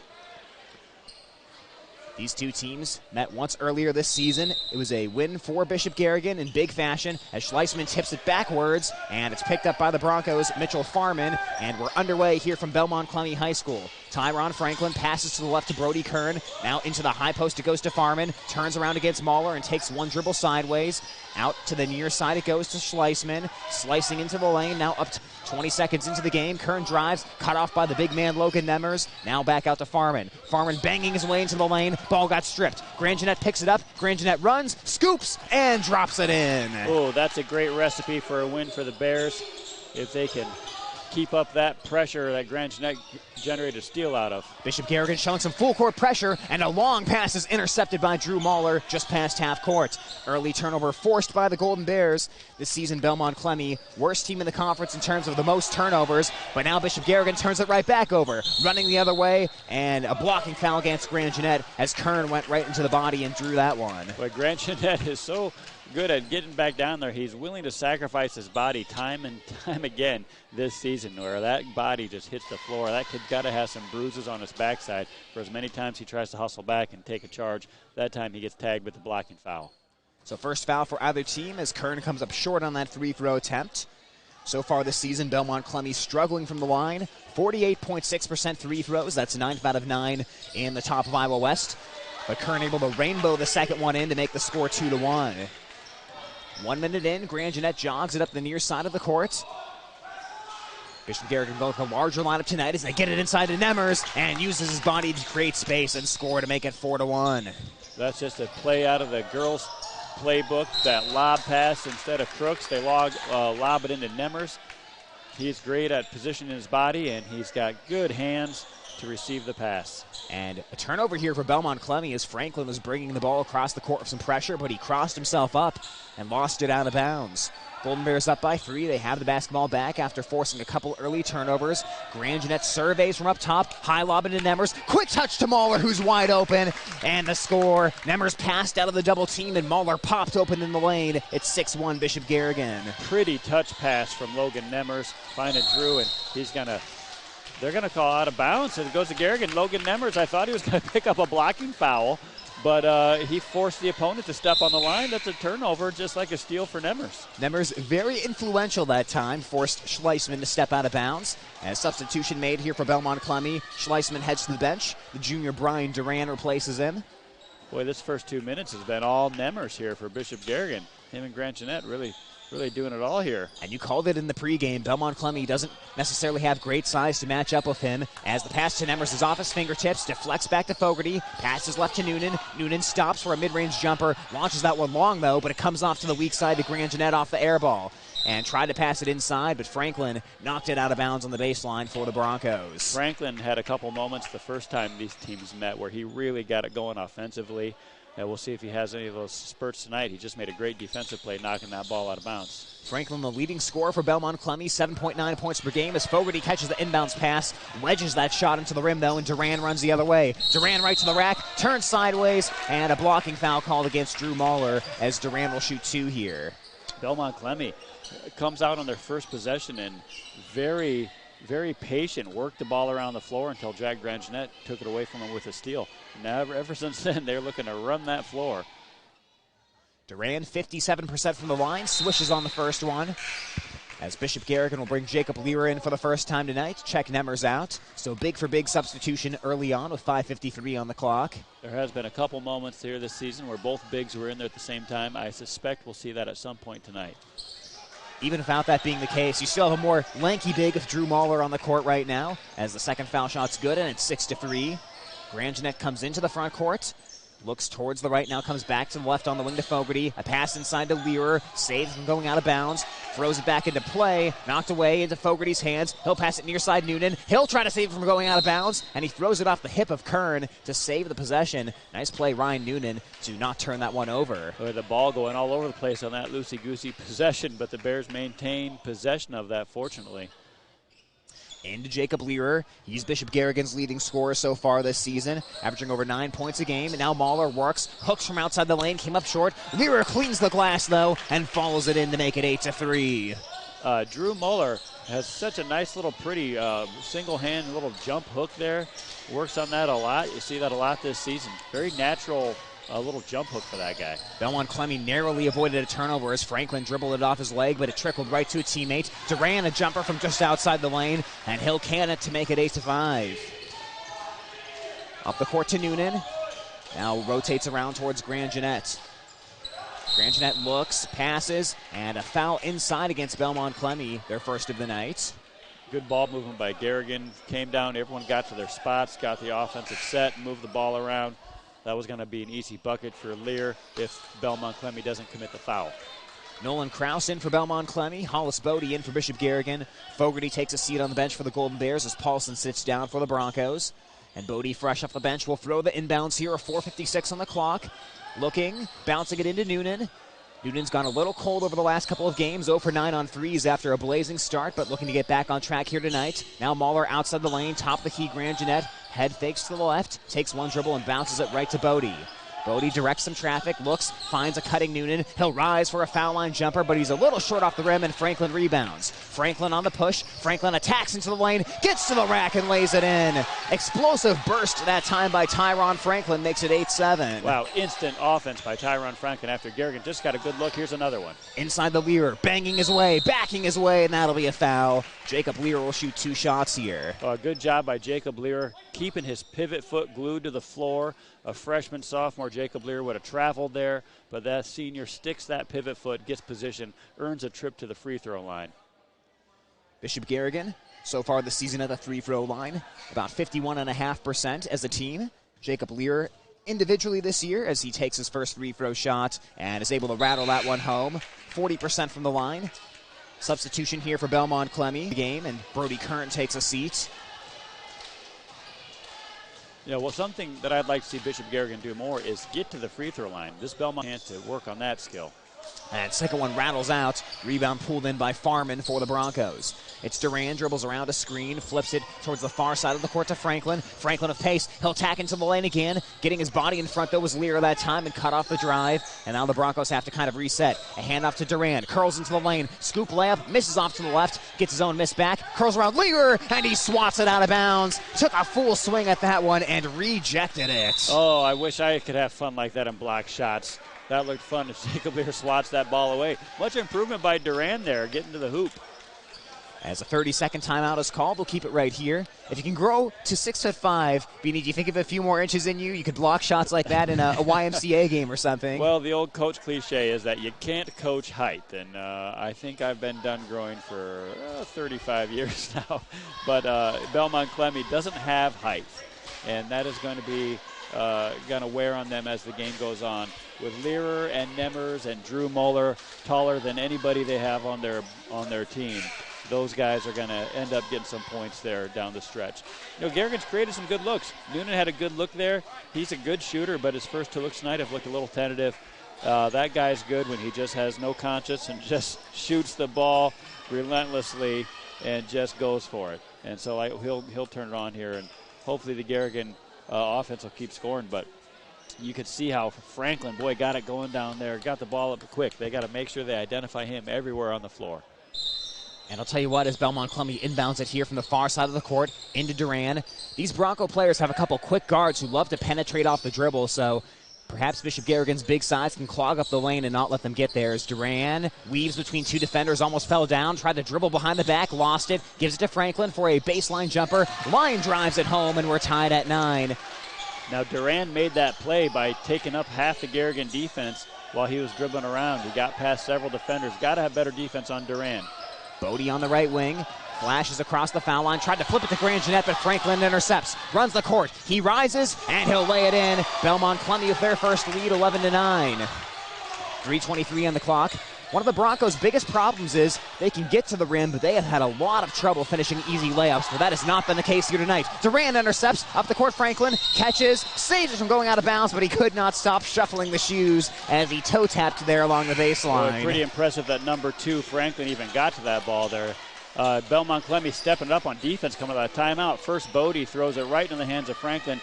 Second time down, another turnover. Grand Jeanette throws it right to the defense. Garrigan offense, take care of that ball.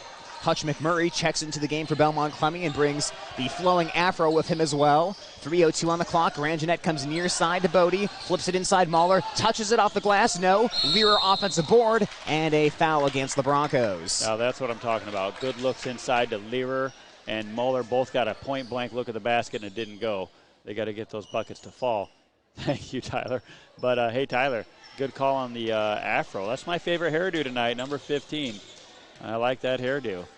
No mullets tonight. We are mullet-free this evening. That's surprising. The mullet is back in style if you look around high school basketball this season. Oh, we've seen a lot of mullets come in and out of these gymnasiums, but none so cool as this carrot top hair number 15 has. I like that. First foul shot good for Jacob Lear. So are we going to see you bring in the mullet at some point here this season? If my hair doesn't fall out before that, maybe. 11-11 tie right now as Jacob Lear is able to connect on both shots from the foul line. Logan Nemers comes in. Jacob Lear is staying in the game right now, so Bishop Garrigan will have a couple bigs. Grant Hoagland in as well for the Golden Bears, so it's Nemers, Fogarty, Lear, Hoagland, and Bodie right now. And not only Grant Hoagland is lanky, he's tall, Bodie's pretty tall, and Fogarty can play big inside. So this is a power lineup for the Bears right now. Nolan Krause on the floor for the first time tonight for Belmond-Klemme, and he'll get the basketball on the left wing. Fakes left, jump stopping into the lane, bumped into Nemers and lost it. A flip up the court to Fogarty, ahead of everyone, lays it off the glass and drops it in. We got a player down. They're going to have a stoppage play. Belmont player hit the deck on that turnover. Well, that was a powerful defensive show of force by Bishop Garrigan. They just got those bigger bodies in the lane and said, Belmond-Klemme, you are not coming into this lane, and forced a turnover for an easy run out by folks. 13-11, Bishop Garrigan leading. And we've talked about the Golden Bears finding their identity, and maybe that identity is we'll throw a few bigs on the floor and force you to try to out-physical us, and not just against Belmond-Klemme, but against any given team. As Duran, across the foul line, underhand scoop, goes backwards to Kern. Kern stops when he sees Nemers, gives it back to Duran, who curls around, heads towards the baseline. Lear and Fogarty over there. Back to the foul line, giving to Kern, rising for an elbow jumper, bounces off to the strong side as Nemers rebounds. Fogarty flip up the court to Hoagland with a little bit of pace. Hoagland stops on the right wing and bounces it near corner to Fogarty. High lob inside to Lear, tried to catch, couldn't do it, but that was because he got fouled as Schleisman banged into him. Yeah, Fogarty thought about the three-pointer, but going back to the defensive possession there, the defensive stand by Garrigan, boy, they were not letting Belmont in the lane. They just kept trying to crack it. Good defensive effort here by the Bears. Now they got to turn it into some offense here, which is a challenge. They don't have all their ball handlers on the floor. 13-11, quarter number one, as Fogarty gets set to inbound just to the near side of the bucket on the baseline, towards the right of us. Back into Fogarty. He'll rise for a three-pointer. That one's a little long as Hoagland tries to secure the rebound, and he does. Out to Bodie. They'll leave him open. He'll try a three, and that one rattles off. Tipped by Lear, rolls back out to Bodie, peels it off the ground at the foul line and gives it to Lear. He'll take a foul line jumper. That one deadens on the rim and bounces off. Nemers follows. That one's off. Fogarty, the fifth opportunity, and he is fouled. After 5 opportunities, you're going to get something good eventually. Yeah, you hope the fifth time's the charm, but still not. And they're back at the free throw line, trying to put another couple on. But, boy, a lot of good looks at the basket. Bodie wide open. Fogarty started off the whole possession with a wide open three. But the uncontested free throw goes through. So any way you can get points on the board. Fogarty able to connect.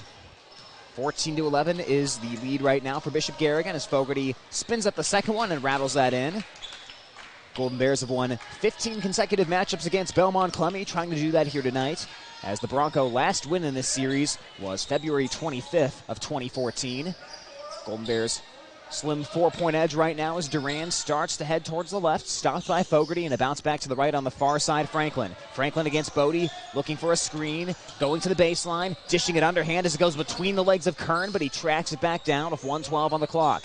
Up top to Duran. Duran towards the left. Now he'll screen for Kern, who comes around, drives, rejected by Nemers. Boy, this has been Garrigan's best defensive effort here this latter half of the first quarter. They're really doing a great job keeping Belmond-Klemme's offense completely off kilter, not letting anyone into the lane. McMurray will check out of the ball game, and Farman will come back in for Belmond-Klemme. 1:04 on the clock. Into Duran on the right wing, guarded by Fogarty. Duran heads towards the foul line and steps back, holding the basketball, and now goes left to Franklin with under a minute to go in the quarter. Franklin looking for space. A flip towards the near side of the court to Schleisman. Now across the way. Nobody home as he threw it out of bounds. He may have seen that white sweatshirt on the far side of the stands and thought that was a Bronco jersey. Yeah, no one's got to get a steal for that, but Hoagland, closest guy, might as well give it to him because that was a great team defensive turnover for the Bears. They just discombobulated the Belmond-Klemme team, had no idea where to go with the ball. Now can they score? But I guess you don't need to score if you're not going to let the other team score, so we'll see what they do here. Into Learer, and the pass is a little bit wide of him as Duran intercepts with 37 seconds to go. Duran with a little bit of pace. He'll stop and back up against Fogarty. A scoop into the corner, rising for a three ball, but leaving it short as Krause, and it's rebounded by Hoagland. Hoagland, second rebound since he's been in there, playing big today. These two teams take the least threes in the conference. Belmont takes the least by a substantial margin as Fogarty splits the defense and gets to the rack for the lay-in. 17-11 Bishop Garrigan. Now, if they keep playing this great defense, they can keep squeaking this lead out here. 9 seconds to go. Franklin heads towards the baseline. Nice little crossover. Dumps it in the lane, and hitting it off the front of the rim, though, is Farman. Pops loose, picked up by Nemmers, and the clock will expire as Nemmers tries a full court heave. First quarter comes to an end, and it's a good quarter for Bishop Garrigan as they lead 17-11 over Belmond-Klemme right here on Home Country Radio and the Algona Radio YouTube live stream. With today's technology, there's no reason to wait by the mailbox for bank statements. Just sign up for internet banking and e-statements. This is Sherry at Security State Bank.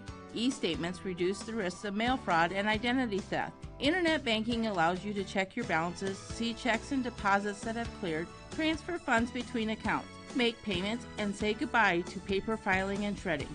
Internet banking and e-statements from Security State Bank in Algona, Burt, and Laverne. Member FDIC, Equal Housing Lender. For over 40 years, Northwest Iowa Bone, Joint, and Sports surgeons have maintained one mission: to provide excellence in orthopedic care. Their team of 9 physicians offers specialized care in everything from arthroscopic same-day surgery to joint replacement, as well as hand and foot surgery, and have an orthopedic surgeon on call 24/7. Healthcare isn't about appointments, it's about taking care of people, and that's their specialty. Visit Northwest Iowa Bone, Joint, and Sports surgeons on the web at nwiabone.com.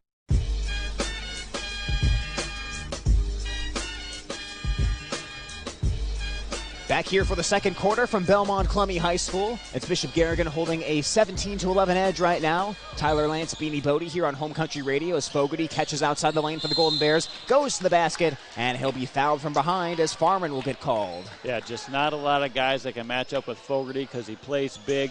He's got some size that he can pound that ball inside, and he also handles the ball really well and can shoot the three. So just not a lot of players on the Belmont team that can match up with Drew Fogarty tonight. Fogarty will take his first foul shot, and that one will take a tantalizing look as it hung on the rim there for a second, but it'll drop out. Score stays 17-11 as Fogarty's 59.1% free throw shooter this season, averaging just under 7 points a game. Bends the knees, and that one bounces off towards the right. Knocked out of bounds, and 2 Broncos went for it, and they knocked it out. So Bishop Garrigan will keep it here, and now we may have an injury as coming up limping there is Nolan Kraus, and he'll head to the bench, not putting any weight on his right foot. He already has a lot of tape on his lower leg and his ankle there. He may have aggravated a previously rode ankle, but he was the one who just got that three-point shot off. Hutch McMurray will replace him. Into Nemmers, inside, and he's able to score it again to make it 19-11. Yeah, Garrigan just taking advantage of their size, both on defense and offense. Franklin with the ball now has been working so hard to get something going. Crossover dribble against Grand Jeanette, almost lost it again. To the foul line, Farman diving inside, and he got sandwiched and fouled that time. I don't know who on the sandwich is going to get called for that. They'll get Grand Jeanette, and that'll be foul number 3 against Bishop Garrigan. Belmond-Klemme with 16 fouls, so Bishop Garrigan is already on the edge of getting in the bonus on their end. And that is 2 on Grand Jeanette. Not a big deal yet, but you just don't want to pick up your 3rd foul here this far in front of halftime and have to go to the bench, as Grand Jeanette is the premier ball handler on the team. And Farman off the mark on both foul shots. McMurray got a hand on the rebound, but it trickled out of bounds off of him. So Golden Bears get it back up by 8 with 7:23 on the clock. Noonan, Grand Jeanette, Bodie, Nemmers, and Fogarty for the Golden Bears. Bodie on the near side, a flip to Fogarty, rolls to the bucket, and puts in the layup to make it 21-11. Good set play, good ball movement, Bodie to Fogarty. That's a pretty good connection. Those guys work well together. Keep that ball moving fast, can create some open shots. And I think on defense, you've got to communicate a little better who's defending who, because both of them went towards Bodie, and all of a sudden Fogarty had a great look, as now the pass is tipped and stolen. Fogarty runs the floor. He will be blocked from behind. What a rejection by Duran that time, reaching out with his left hand and getting that one cleanly. That's fun seeing Fogarty go coast to coast. Bodie's coming out, and good job, Fogarty, keeping his composure. Got blocked, got some contact there. Just keeps his head in the game, just keeps playing. This way to keep your composure. 21-11, Fogarty from the near side on the baseline. Looks in. Might be running out of time here, so quickly lob it into Drew Mahler, who just came in. Mahler catches. Picks up his dribble, lobs inside to Nemmers, behind the defense, and he'll lay it in. Got the position that time against Farman, and it's 23-11. Nice lob. You know, you got to wonder, all these boys sit during the girls' game and watch the girls successfully execute that lob inside to Audie Crooks. You got to wonder if the boys aren't benefiting from watching that over and over again. They're doing the same thing with Nemmers. And a foul called against Nemmers on the block, and that'll send Tyron Franklin to the foul line here. Suddenly, after a first quarter that was foul-free, Belmond-Klemme has 6 fouls on them. Garrigan with 4 already. First foul shot good for Tyron Franklin, 23-12. And this is a key stretch of ball game here for Belmond-Klemme because this is about when they've seen a lot of games so far this season spin out of control as Franklin's off the back of the iron. Grand Jeanette long rebound, lost it though, couldn't contain it, and it goes out of bounds. So far this season, Belmond-Klemme has 8 out of their 11 losses by 30 or more points, and it's early runs in the first half that just put it away and really just squash out a chance of a comeback, and that's what they're trying to avoid here. Into McMurray, catches as he gets around Mahler. Now to the foul line, Farman faces the bucket, shoots a jumper over Nemmers, and that one banks off as Nemmers comes in for the rebound. Grand Jeanette sidearms to Noonan, stops for a mid-range jumper. A little bit long on that one as ball pops off to the strong side to Duran, who rebounds. Well, that was a more confident Noonan shooting that ball. It looked good, just didn't fall. Duran sidestepping into the lane. No. Franklin follows. That's a little long. McMurray, the third opportunity, and now he'll be fouled. Well, now Belmond-Klemme showing the ability to get some offensive rebounds. We saw Garrigan set probably a team record getting 5 on a possession earlier, but that time Belmond-Klemme in there battling. And maybe they sense it, Tyler, as well. They know that this is where the games usually get away from them, and they don't want to let that happen tonight. McMurray drains the first foul shot, and this is somewhere that Bishop Garrigan should have a big edge. Bishop Garrigan second in the conference in rebounding compared to Belmond-Klemme, who's 8th out of 9 teams. So, and I mean, based on the size, that makes sense. Yeah, just not a lot of size on this Belmond team. McMurray drains the foul shot. It's 23-14 right now. Golden Bears still leading as we're down to 5:57 to go in this half. Grand Jeanette holds it over his head, comes left to Noonan, tried to fire it inside to Nemmers, but came in a little bit too hot that time and out of bounds. Yep, just a little too hot. Now Garrigan going to go with a little bit of a press. Jack Grand Jeanette going to put some pressure on Tyron Franklin. I like it. Just Jack's got to play smart, not pick up his 3rd foul. Broncos able to get it across the timeline. Now diving to the left is Farman. Puts up the layup. That shot is bothered, though, by the Golden Bears. Came up well short, and Nemmers has the rebound. Grand Jeanette could the other way to the far side. Noonan fought about 3. Tries to lob it inside to Fogarty instead. This time a nice knockaway, though, by Brody Paulson. Back out to Noonan. Top of the key to Fogarty. Fogarty looks inside. Feeds Nemmers. Catches in the center of the paint. Turns around and is rejected, but also fouled by Farman as that one drew oohs and ahs from the crowd. They did. They like that. Hey, this Belmond-Klemme, they've seen these guys play. They've seen them get beat. They're going to be happy to see some good play there, and especially when their Davids go up against the Goliath Logan Nemmers and see go for the block. That's fun to see. Good high school competitiveness. So Nemmers to the charity stripe, and he'll swish the first foul shot, making it 24-14. Nemmers now 5 of 7 from the charity stripe this season. That's a smooth-looking free throw from Logan Nemmers. You know, there's a stereotype that the bigs can't shoot free throws, but Nemmers just absolutely swished 2 of them, nothing but net to make it 25-14, and he's been good in limited time from the free throw line this season. Yeah, he's got a pretty jump shot. He's going to be able to work that whole lane with some shooting talent. Franklin explodes into the front court, sidesteps Mahler, and has the open layup to make it 25-16. I'll tell you what, Franklin just explodes off that final step as now Noonan elevates for a 2, rattles out, Lear up the rebounding position, got it stripped away from him out of bounds, and Bishop Garrigan will keep it. Yeah, I couldn't close my mouth fast enough. I'm sitting here jabbering while Franklin goes coast to coast in about a second and a half. Yeah, boy, he's got some speed to the basket, and he's not afraid to take that ball to the rim. Grand Jeanette from the baseline, gets it into a wide-open Hoagland. Corner pocket 3, left it a little short. Lear tips it to himself, though, and he'll get the layup to make it 27-16 off the offensive board. Good look by Hoagland. That baseline three-point shot is one he's quite capable of knocking down.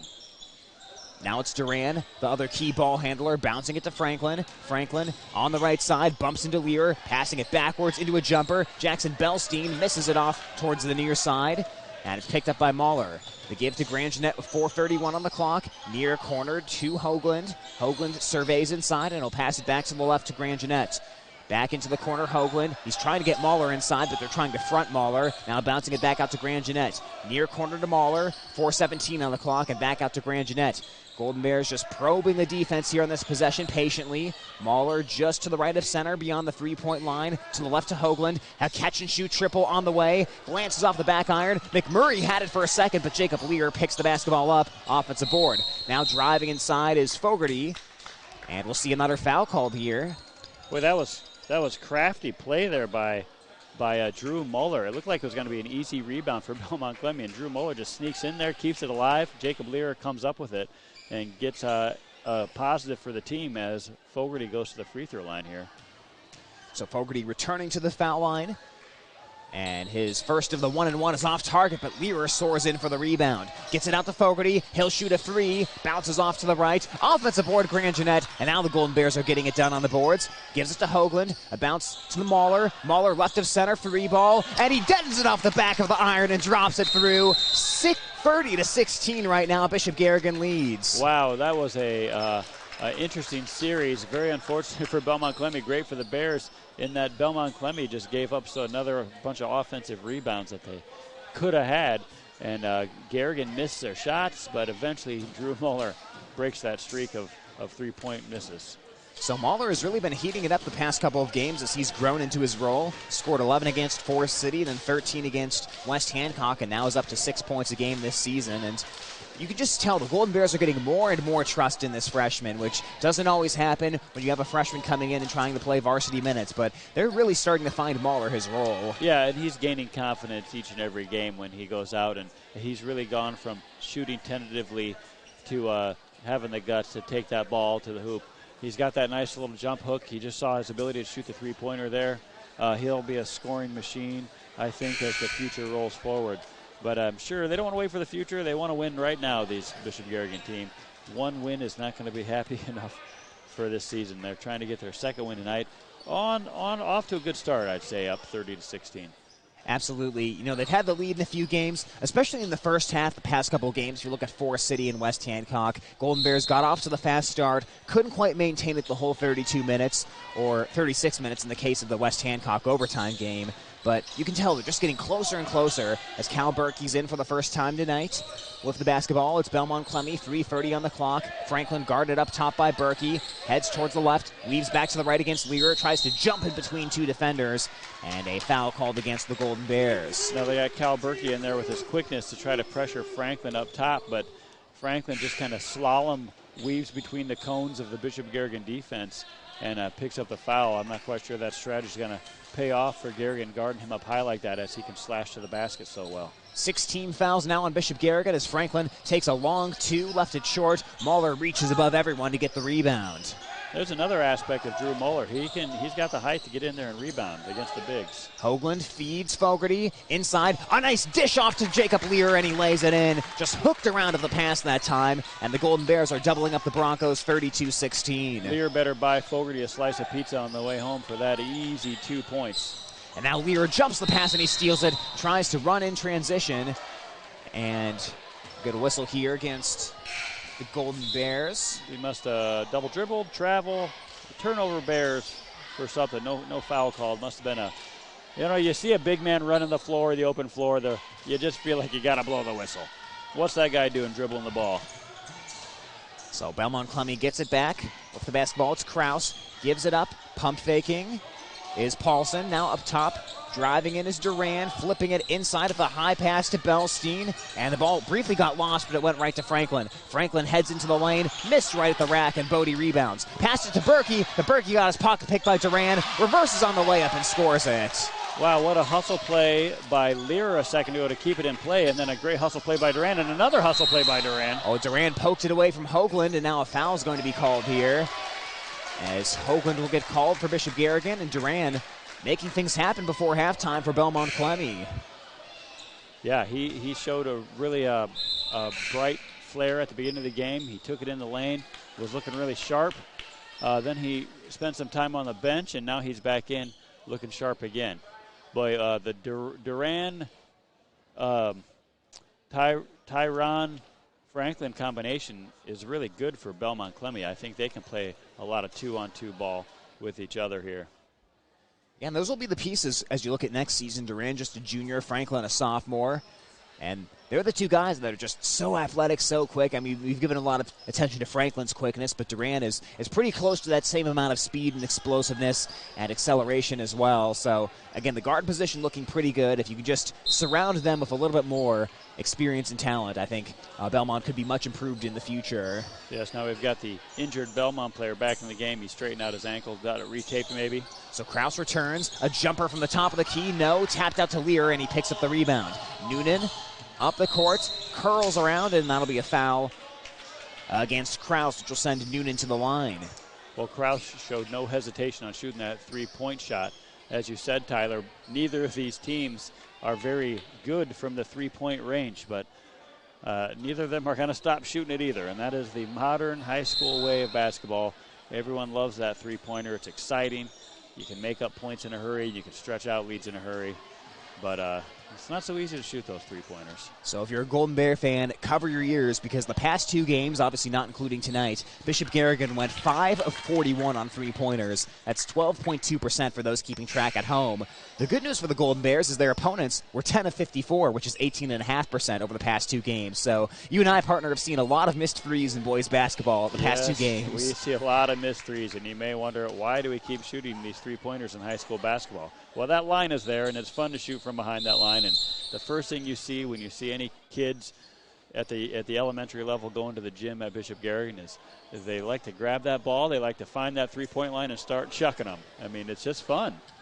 33-18, can't argue with that. And even if as many three-pointers as the Golden Bears take, 15.5 per game, that's actually 8th in the conference. And you know, a few years ago, 15.5, I'm sure would have been significantly higher in the top of Iowa West if maybe you just rewind 10 years. But the game of basketball has changed, and the priorities offensively have changed as Franklin has it, dancing against Berkey, but Berkey does a good job getting to pass the ball to Duran. An elbow jumper rattles off, and Jacob Lear grabs a rebound. Yeah, Berkey's doing a nice job.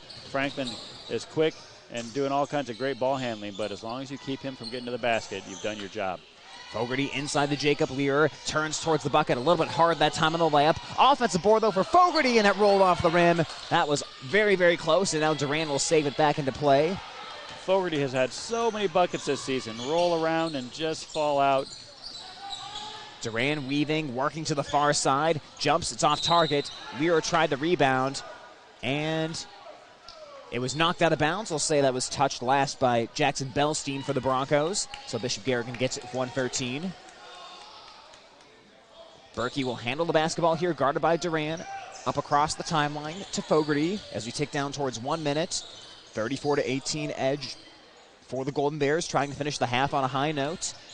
Fogarty towards the right to Noonan on the wing. They guard him very, very closely. Holds the ball above his head. Whips to Lear just outside the paint. Turns 360 and passes left to Bodie. Now far corner Noonan. Back down on the block to Lear. Puts it up. No. Rolls off. Got it back. Follows. And it swirls in to make it 36-18. You know, Jacob Lear is one of the better players I've seen this season, regardless of what team, staying with his shot. And knowing that it might not go and getting that second rebound, sometimes even a third rebound. He really sticks with that bucket. Now Duran attacking right down the lane, goes in between everyone but missed right at the rack, and Lear rebounds with 22 seconds to go. Berkey quickly up the court to Fogarty, collects it on the left wing, feeds Lear, going right to the basket, but he missed at the rack. 13 seconds now. Franklin has it. Franklin on the push. Franklin hesitates at the wing. Passes left to Duran. Fakes the mid-range jumper. Will try a baseline floater instead. Bodie rebounds as it came up short. 3 seconds. Noonan up the court. Noonan hangs, fires, and left it short at the buzzer. 36-18 is how we go to halftime as the Golden Bears are doubling up the Belmond-Klemme Broncos. We'll step aside for a timeout. We'll come back and give you more halftime coverage next here on Home Country Radio and on the Algona Radio YouTube live stream. I loved playing high school sports. I loved the competition, the camaraderie, the bands, the crowds, all the pageantry, and I wanted to keep playing. But I graduated.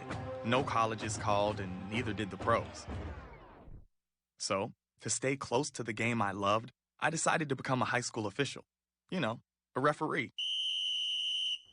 When I played high school sports, I learned the importance of integrity, good sportsmanship, and respect for the rules. Now, as a high school official, I get to help model these same values to others.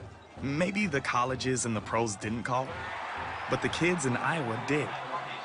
And now, I'm enjoying the competition, the camaraderie, the bands, the crowds, and all the pageantry of high school sports all over again. Interested in becoming a licensed high school official? Go to highschoolofficials.com to learn more and begin the application process. Sports Club members bringing you this game on Hometown and Home Country Radio. Kasuth Regional Health Center. Make KRHC your home for healthcare. North Iowa Appliance, Highway 18 East, Algona, where they sell the best and service the rest. Tom Eischen Sales, your store in the country on Highway 18 West, Algona. Greg Penning and Company, LLC, your tax service professionals in Algona and Bancroft, where everyone counts. Yemlin Builders and Quality Apartments for rent. Beauty and craftsmanship that will never go out of style. Albert Electric. Flip the switch to Albert Electric. Call Neil at 320-0305. Iowa Lakes Community College. Your community, your college. Feed Mill Coffee Company in downtown Algona, where community connects. All sponsors of this broadcast.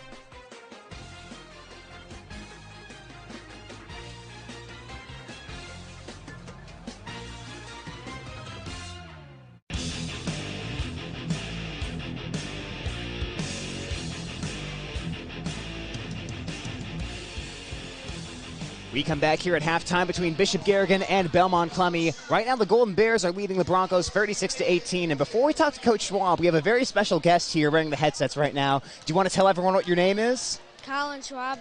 Well, Colin, what's your favorite part about watching Bishop Garrigan basketball? That we get offensive rebounds, we get steals, we get points, and we also win sometimes. Absolutely. Now, if you were coaching the team, what would you tell your dad to do differently? No, I'm just kidding. Who's your favorite player on the Golden Bears? Let's go with that. Probably all of them. That's a great answer, Colin. You're a smart man. So as we wrap up here, Colin, just traveling with the team, having a lot of fun being with the team. What's your favorite part of doing all this? Just having fun watching the games and just going on the bus and having fun with them. Absolutely. I'll tell you what, Colin, I'm jealous of you. It sounds like a fun time. Hey, thanks for being good sport here, buddy. We appreciate it. We'll transition the headset over to Coach Schwab. Coach, it's going to be hard here to follow up that interview, but we're going to try anyways. So as we get into tonight's game, you pick up the win 65-37 over Belmond-Klemme and definitely made a few changes, played a lot of man-to-man defense instead of the 2-3 zone. So let's start with that. What went into that adjustment and the thinking there? I just want to become a little more versatile of, how we play defense. We're a work in progress without a doubt with our man, and we've spent a lot of time in the last, a couple days, into implementing a lot of different man drills and stuff. I just want to, in no way am I running away from our zone because I like our zone, but I just want to be a little more versatile if teams are starting to hurt us. In it, we have something that we're comfortable to go to. So just trying to get a little better number two, really. Absolutely. And, Coach, one of the things we talked about before the game was continuing to develop that bench depth, really get to that 8-player rotation. So let's start with the bench. How did you evaluate their performance tonight? Yeah, Zoe's been pretty consistent for us all year of being able to come in. She's a really good open shooter. I thought she had some nice drives to the basket that, she could have took for a layup but looked the dump down. And, not playing with an Audie and understanding how you got to throw that pass, it definitely takes some time, and that takes some time. She's getting better at it tonight, just air-mailed a few, and that'll happen sometimes, So other than that, Ashlyn came in. Ashlyn's been improving her game. We want to keep her aggressive. She is a really good shooter that just hasn't shot it that well this year yet. And I believe in her ability, and she's going to hit a big shot for us here down the stretch, and we've got to make sure that we find her in the rotation. And Ella came in and gave us some size inside, played some decent minutes for us off the bench. Again, like I told you before the game, I'm trying to get deeper in the bench. I need to start trusting some of our bench a little more in the game, and so that's why you saw us bring 2 in early and try to develop that a little more. And, Coach, when you look at the starting lineup tonight, it looked like Molly Joyce and Audie Crooks really had that trademark chemistry. I don't know how many assists Joyce ended up with, but it seemed to be quite a few. She was really finding Crooks down there, and it really seemed Joyce kind of took that pass-first role here tonight. So just how do you evaluate their chemistry in that performance in this game? You know, their chemistry was really good tonight, and, you know, I challenged our kids that we needed to get more assists as a team. You know, I thought before Christmas we were in that 20-plus assist range, about 19 to 20 plus every night. In the last couple nights, we've been in that 14 to 16. I challenged our kids to, you know, share the ball a little more, trust the pass, look for the open player. Now, our ball reversals were not good, and you know, we've got to clean some of that up. But I was really pleased, you know, I mean, the way Molly came and, you know, in that first quarter and just really broke down the defense, made that pass to Audie, made different things happen for us as a playmaker. You know, Molly's so good offensively. She doesn't have to score to impact the game. You know, the way she can distribute the ball and set somebody up to score is why she's an all-state point guard. And, Coach, you talked also in the pregame about improving the three-point defense. Now, they did hit a few three-pointers, hit a lot of tough ones as well. So, overall, how would you evaluate the night from that respect? Oh, you know, they didn't get open looks. They hit a couple threes. Lamb hit one in transition that we kind of lost her in transition in the first half here. But the rest of them were step-back threes. And, you know, sometimes you can have great defense and a player hits a shot. You know, you're not going to hold everybody out. You know, obviously, you know, good players hit some shots once in a while, and, you know, you can be in the perfect defensive position, and a great offensive player or a good shooter can still make you pay for that, you know, as we do to teams some nights. So, well, Coach, congratulations on the win tonight, and we'll see you on Thursday. All right, thanks. That's Bishop Garrigan head coach Brandon Schwab here with a little bit of an update on the girls' game and a recap of that. With that, we'll go ahead and step aside here for a timeout and get you ready for the second half of boys action coming up next here on Home Country Radio KLGZ and on the Algona Radio YouTube live stream. For Sports Club members, bringing you this game on Hometown and Home Country Radio. Rental Zone, Highway 18 East in Algona. The tool and equipment rental specialist. Phone 395-RENT. Dance Connection and Tumbling by Michelle. Passionate about teaching, creative about dance. Visit their studio at 1400 East Commercial in Algona or danceconnectionbymichelle.com. Daylight Donuts, open early, serving yummy donuts, rolls, and great coffee.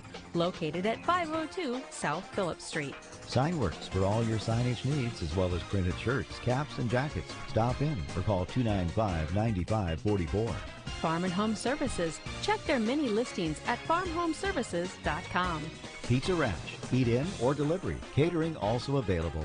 TAFE Wellness Center. Dr. Shane TAFE. Keeping athletes in the game with chiropractic care. Located at 105 South Phillip Street in Algona. All sponsors of this broadcast.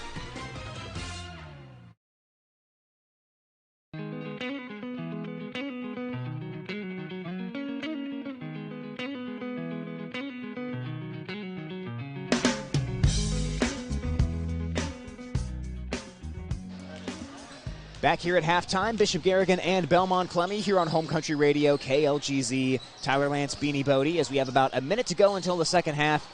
Beanie, what stood out to you there in half number one between these two teams? Well, it's funny. We talked about their lack of successful three-point shooting on the season for both these teams. But really, both these teams just trying to score. There's a lot of missed shots, and Garrigan has the big advantage in rebounding. Lots of offensive rebounds that Jacob Lear, Logan Nemmers, and Drew Muller and company are putting back up for buckets. And that's given them a chance to double up here, 36-18 on this Bronco team. But a lot of missed shots. Good defense by the Bears. I hope they can really keep improving their defense and lock this Bronco team down that's struggling to score as it is. I would really make a defensive goal. I think Garrigan, if they continue to play hard, can hold this team to under 30 points on the night. I think that would be a good goal for Bishop Garrigan, and it would require an improved second half of defense. Again, decent in the first half. Belmond-Klemme did get to the bucket a few times, as Tyron Franklin, especially, and Brian Duran were the leading scorers there for the Broncos. But 36-18 is the Bishop Garrigan edge as they look for win number 2 on the season, trying to snap their 9-game losing streak. Golden Bears will start the second half, not with their starting lineup. They'll have Berkey, Noonan, Mahler, Fogarty, and Nemmers. Coach Meister liked what he saw there from Berkey at the end of the first half. And meanwhile, for Belmond-Klemme, they'll bring a starting second half lineup of Franklin, as well as Duran, and they'll also have Brody Kern, Mitchell Farman on the court, and I missed one. As Hutch McMurray, that's the one I missed, misses from just outside the lane. See, that makes my job easy as Cal Berkey rebounds. Yeah, Berkey gets the rebound there. You can see Cal's job is just stop Tyron Franklin. Oh, and he feeds Fogarty nicely down on the block to make it 38-18. That's a good job out of Berkey as well. So Berkey picks up a rebound and assist, all in the first 30 seconds of the quarter. Now a little give-and-go action. Rejected, though. Another block shot for the Golden Bears, who are starting to pile that up. Franklin tries to jump the pass up to Berkey on the near side and knocks it out of bounds. Well, like we said here, if they can lock down and keep Franklin from driving to the lane and keep Duran from doing the same, this Garrigan defense could really shut down this Bronco team in the second half with some good, hard-nosed play. Noonan, a bullet pass inside to Nemmers, who kisses it off the glass and makes it 40-18. Bishop Garrigan taking early command here in the second half of the first two buckets, not even a minute in. Duran goes towards Farman, diving left of the lane, putting it off the glass and scoring. Now 40-20 the score. Ooh, good classic post move, one hard dribble, 2 steps to the basket with his left, Furman does. Now Fogarty crashing inside, and he'll answer right back with a layup of his own, 42-20. Ooh, second good layup by Fogarty here this half. No answer for him. Not afraid of contact there as Duran weaves his way along the baseline. Underhand feed to McMurray. Had his shot attempt tipped out of bounds, though, and the Broncos will keep it here of 6:37. Now that's what the Garrigan defense needs to prevent. Duran went baseline too easy there, and you could see when he got in there, he was able to create a shot, but good recovery by Logan Nemmers to block it away. Kernan to Duran, now right to McMurray. Mahler guards, foul line, it goes to Farman, turns towards the bucket, now comes back to the right, McMurray. He'll rise for a three-pointer, and he'll swish it. Belmond-Klemme's first triple of the night. Well, McMurray, with the favorite hair of the evening, with the big afro, rising up and knocking down a three. Noonan, no, I thought he was going to do the same and answer it, but Noonan just a little bit off.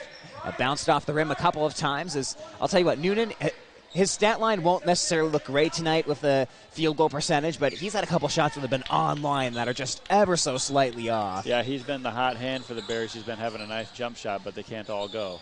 Now an open look from three for Mahler, off the back of the rim, but picked up by Fogarty at the foul line. Fogarty goes to the basket, sidestepping, off the back of the rim. Now he'll try again. He's stripped. Ball's on the baseline, and Cal Berkey stepped out of bounds as he tried to retrieve it. Now Fogarty, he held his composure really well in the first half. He's battling inside. He got hit a couple times there. Definitely got a hand across the arm.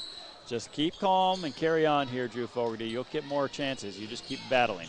42-23 as we've seen a few three-point attempts here to start the second half. And hook pass goes to no one, intercepted by Berkey. Up the court, Noonan hangs, puts it off the glass and scores. Now Berkey with the steal. He's off the bench here, doing all kinds of things for the Bears. He may be working his way into some more minutes as this season goes forward. Now a foul down low, and that's going to go against Belmond-Klemme. They'll call Farman as he was jostling down there with Logan Nemmers. Yeah, he is working really hard. I'm sure he's had a tough row to hoe all season, as he is the biggest man on the floor for Belmond-Klemme. So every night out on the floor, the coach looks at him and says, good luck guarding this guy that's 4 inches bigger than you. And another night doing that. Berkey will handle the basketball as he comes into the front court. He'll start to drive and then pass on to the right wing to Fogarty with 5:26 on the clock. Back to the top of the key, Berkey feeds Mahler down on the block, curling into the lane, shoots the jumper, misses off glass to the left. Ball gets kicked out of bounds, and it was kicked by Bishop Garrigan. I think they'll say Fogarty touched that one as the Broncos get it back. Fogarty disagrees. Is shocked by the call. Says there's no way it went off me. I've never known a player to think that went off him though when it's a close call. No, that is hard to believe right there. 5:17 on the clock as Grand Jeanette returns to the ball game. Noonan sits down for Bishop Garrigan, so we've got a couple ball handlers here with Berkey and Grand Jeanette. And that's another thing. Maybe Berkey becomes that secondary ball handler behind Grand Jeanette that we've got here this season, as McMurray pumps on a three, but he traveled as he did it and turns it over. Yeah, and he made that little jumper here. Maybe McMurray's going to be the hot hand because with Berkey doing a nice job keeping Franklin from getting the ball, he's just fully the ball at all times. Belmont's going to have to look to find scoring elsewhere. Berkey goes up top to Grand Jeanette. They rotate over to Mahler. They'll leave him wide open for a three. Holds the ball for a second before shooting it, but misses off the back of the rim. Now running the other way is Franklin. Gets to the rack, lays it up and scores it. 44-25. Well, you can see how dangerous Franklin is. Now Berkey weaving his way down the far side of the court. A bounce down low to Beerer. His sidearm pass is knocked out of bounds as he was looking for Fogarty, but it will stay with Bishop Garrigan. Last touched by the Broncos. Yeah, all right. Okay. I was confused there for a second. They pointed the wrong, one of the officials pointed the wrong direction. I was slowly confused. All right, let's see if Drew Muller gets the ball into Fogarty here. They do get it into Fogarty, and now they'll come towards Berkey. Back into the near corner to Drew Muller. Looks inside, takes one dribble, and goes to the right to Berkey. Lobs it onto the block to Fogarty. Gets past the defender, gets to the bucket and gets fouled, and he scored it. There's the big, strong move by Fogarty, and one. He knew he was going to get fouled, and he went up strong to the basket, took the contact. That's what you got to do. You don't want to contort your body when you know you're going to get hacked like that. Make sure those officials see that foul and get to the line. Drew Fogarty's done almost as much banging around in the low post tonight as some of the bigs have done for Bishop Garrigan, as he'll miss the foul shot. Score will stay 46-25. Franklin racing up the far side of the court, throws a baseball pass inside, but Fogarty intercepts, looks for the outlet, and comes right to Berkey. Berkey down into the lane to Lear, catches, lands, and a man lands on his back. That foul will be on the floor. They say no shot there.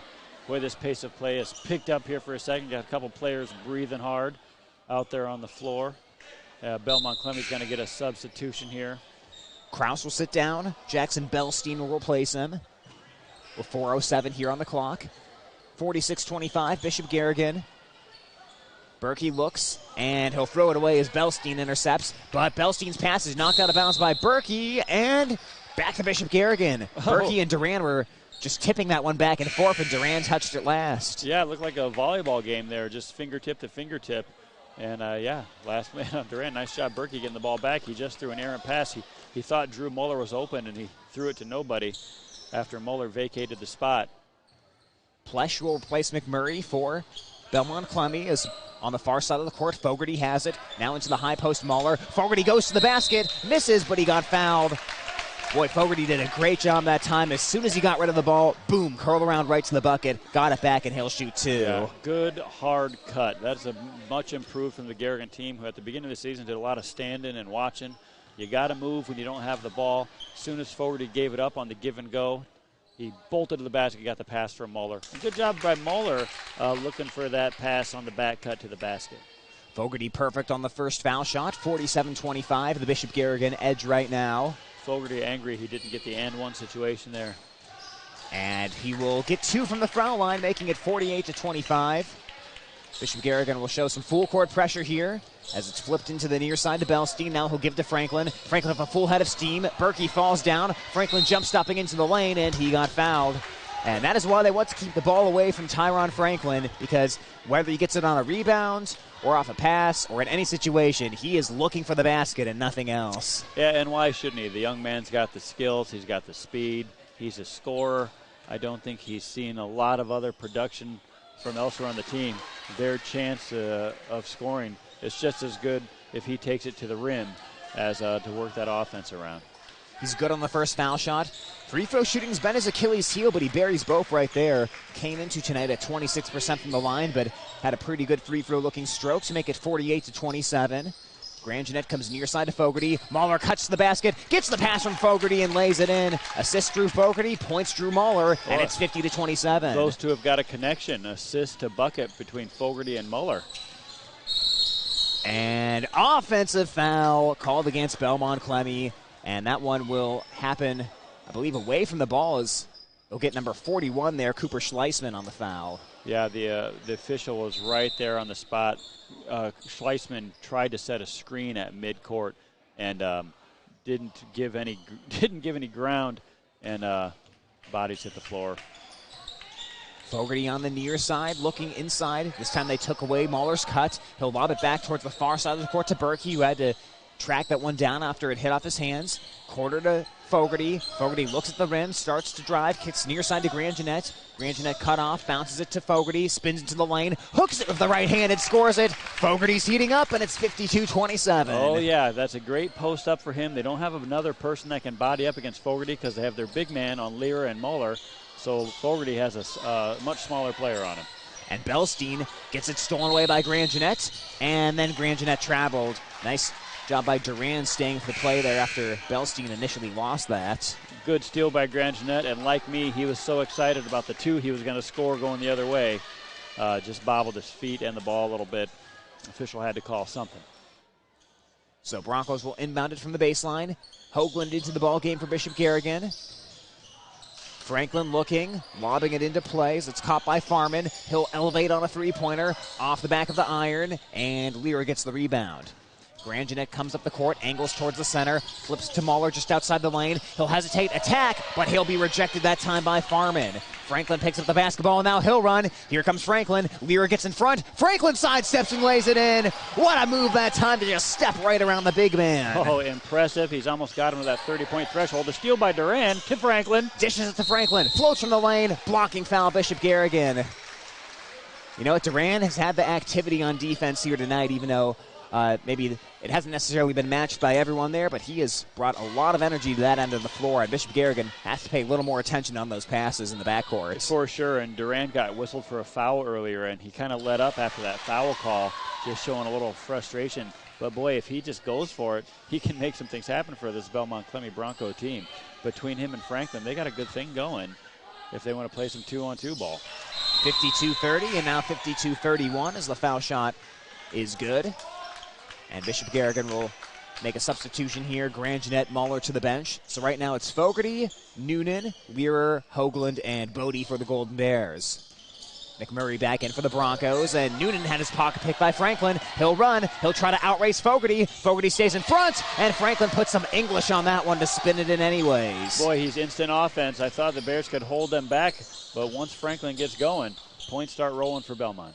And with Berkey on the bench, that seems to be when it started, and just goes what a good job he's done tonight. As now Learer catches, he is fouled, and he puts it in. Nice job by Jacob Lear to stay with it as he's getting hacked and put that ball in the hole. Little nifty interior pass from Bodie. Bears are showing some offensive production tonight. They're really doing a nice job at looking at getting that ball to the basket. Muller and Fogarty did a great job a moment ago at getting that ball to the hoop, and that time Bodie Lear. And Jacob Lear, good from the foul line, finishes the three-point play. 55-33 Golden Bears. 1:46 to go in the half. Now Franklin's got to be getting tired. I know he's had so many pushes after getting the basketball here in the last couple of minutes, but he'll get it right now. Head to the foul line and take a mid-range jumper. Bounces off the back of the iron, and Lear rebounds. And that may be a sign of being tired when you settle for the mid-range J instead of driving it. Noonan attacks the bucket. No. Gets his own miss and gets it back out to Fogarty. Slices into the lane. Blocked from behind, but a foul. As Farman hit that one so hard off the backboard that it's shaking right now. Yeah, Fogarty snuck right in there. He went in between four players like the middle of a 5 on a dice. And, boy, he knew he was going to get hammered. He went in there with full intent on taking the contact. Gets the call to the line. Fogarty can pretty much build a house on the foul line because he has been there all night long as he's good on the first foul shot. 56-33. He'll try to be perfect here in this trip. Spins it up, and he'll drain that one as well. 57-33 now for the Golden Bears. Now Belmond-Klemme just going to say, well, we're going to get the ball in Franklin's hands by just letting him bring it up the floor. Gives it to Duran, top of the key, steps back and gives to Farman at the foul line. Tries to go through Jacob Lear, and a foul called here against the Golden Bears. And they will get Hoagland on that one, who's in the area as well. You know, Duran had a chance to get the ball there. He's got his hands on his hip. He looks frustrated. That young man needs to pick it up, keep playing hard, because he can do some things. Now McMurray tried to float from the baseline, but Noonan blocked it out of bounds, and it touched McMurray's flowing afro before it went out of bounds. Oh. And your hair is part of your body. I guess so. Time for a haircut, I guess, too. They get that call. Now Fogarty, a lob inside to Jacob Lear. Got behind Farman that time, and he'll get the easy layup.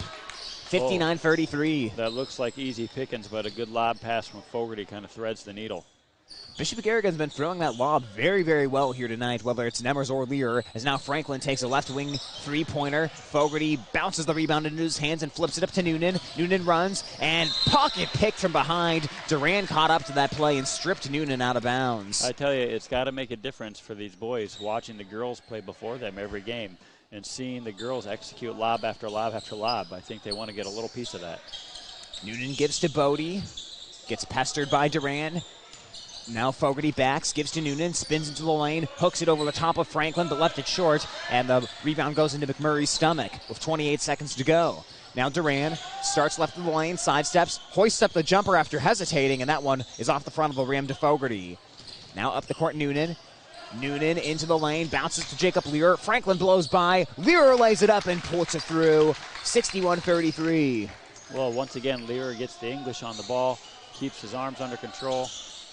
He's having another huge night against Belmond-Klemme after 21 the first time these two teams matched up. And Franklin is just gassed. Misses on a layup. Full court heave for Bishop Garrigan is off the mark. And we end the third quarter. It's 61-33 here on Home Country Radio KLGZ, as we'll be back in 60 seconds with the fourth quarter. Sports Club members bringing you this game on Hometown and Home Country Radio. Kasuth Regional Health Center. Make KRHC your home for healthcare. North Iowa Appliance, Highway 18 East Algona, where they sell the best and service the rest. Tom Eischen Sales, your store in the country on Highway 18 West, Algona. Greg Penning and Company, LLC, your tax service professionals in Algona and Bancroft, where everyone counts. Yemlin Builders and Quality Apartments for Rent. Beauty and craftsmanship that will never go out of style. Albert Electric. Flip the switch to Albert Electric. Call Neil at 320-0305. Iowa Lakes Community College. Your community, your college. Feed Mill Coffee Company in downtown Algona, where community connects. All sponsors of this broadcast.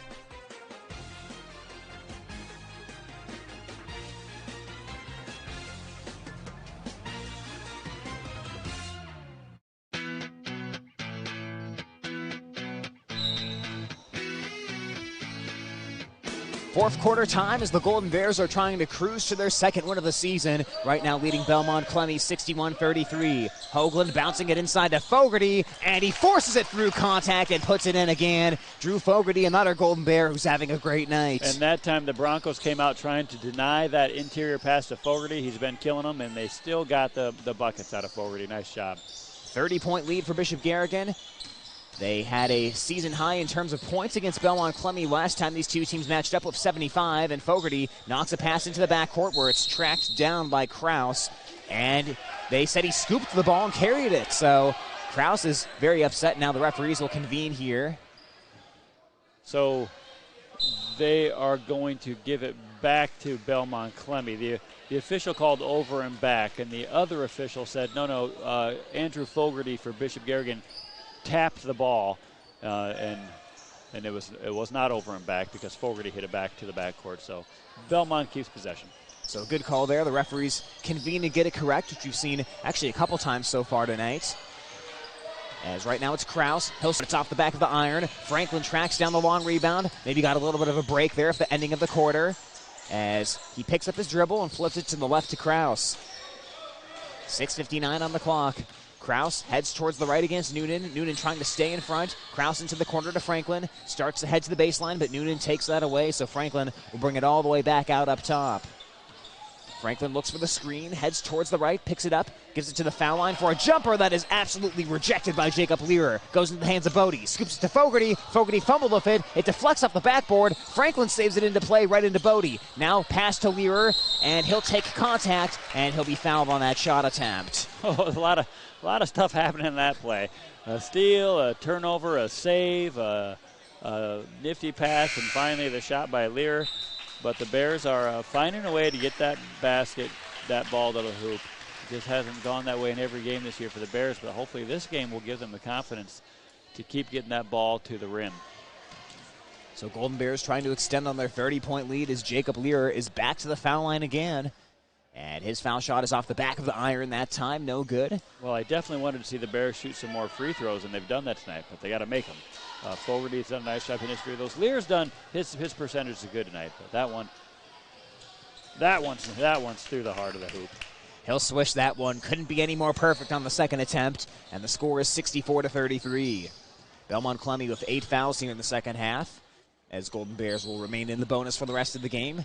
Perhaps in the double bonus soon, as Franklin trying to work into the lane, and Learer erases that shot out of bounds with a full swing that time, blocking it from behind. Boy, Franklin sure did a lot of work to get to that bucket. He did some nice ball handling, dribbled through 4 Bears, but the 5th one named Jacob Learer swats it away. That was a fun play. So Franklin will take a rest on the bench for Belmond-Klemme, and now we'll see who orchestrates everything. Duran with the basketball to the right of center with 6:12 on the clock. A bounce to Kraus on the near side. Noonan gives him a little space, so Kraus elevates for 3, and he cans it from about 4 or 5 feet beyond the three-point line, too. Kraus has been taking three-pointers, and every time he misses one, he looks shocked and appalled that he missed it. So you know he's a confident shooter. Fogarty misses the layup as he leaks past the defense. Mahler rebounds in the lane. Jump ball, though, and possession arrow is towards Belmond-Klemme. Well, Duran will likely handle most of the ball handling. Fogarty's going to come out easily in double-digit scoring for Fogarty today. He's going to get a break. We'll probably see him again. I don't think he's going to sit for the rest of this game. But Jack Grandjeanette has been quiet most of the night, but he almost gets a steal there. I look to see a lot from Grandjeanette here in the end of this game. And another foul after Duran misses on the jumper. Duran kind of cut through the lane and stumbled, but still got the jumper off. But the foul came on the rebound, and that will give the basketball back to Bishop Garrigan here with a 1-and-1. And they're going to shoot free throws the rest of the way here, as Belmond-Klemme has committed 9th to Bishop's Garrigan's 3. Most of those fouls were collected off of Andrew Fogarty. Hard drives to the hoop, drawing fouls on the Broncos. So it'll be Hollis Bodie at the line here for the Golden Bears as his 1-and-1 deflects off to the right, and grabbing the rebound is Schleisman. Ball got poked out of bounds briefly there, but the Broncos will keep it. 5:37 on the clock, and the Golden Bears, barring a huge comeback, well on their way to win number 2 of the season.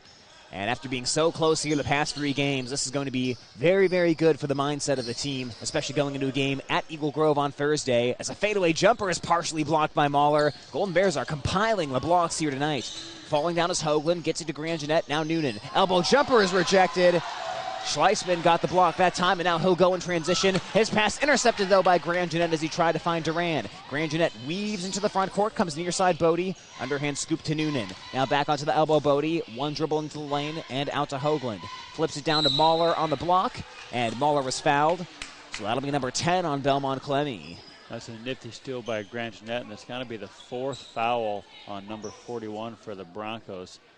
Schleisman, he's just had a nice block a moment ago. Both teams exchanging blocks. I think you're going to see this last 5 minutes just a lot of players trying to get up a lot of shots, and it's going to be a lot of free throw shot as well down the stretch. So Drew Mahler to the foul line. Mahler, like we mentioned, double-digit scoring each of the past 2 games, but he's off target on the first one. And Belmond-Klemme will make a couple substitutions. Senior Mason Perkins in for the first time tonight.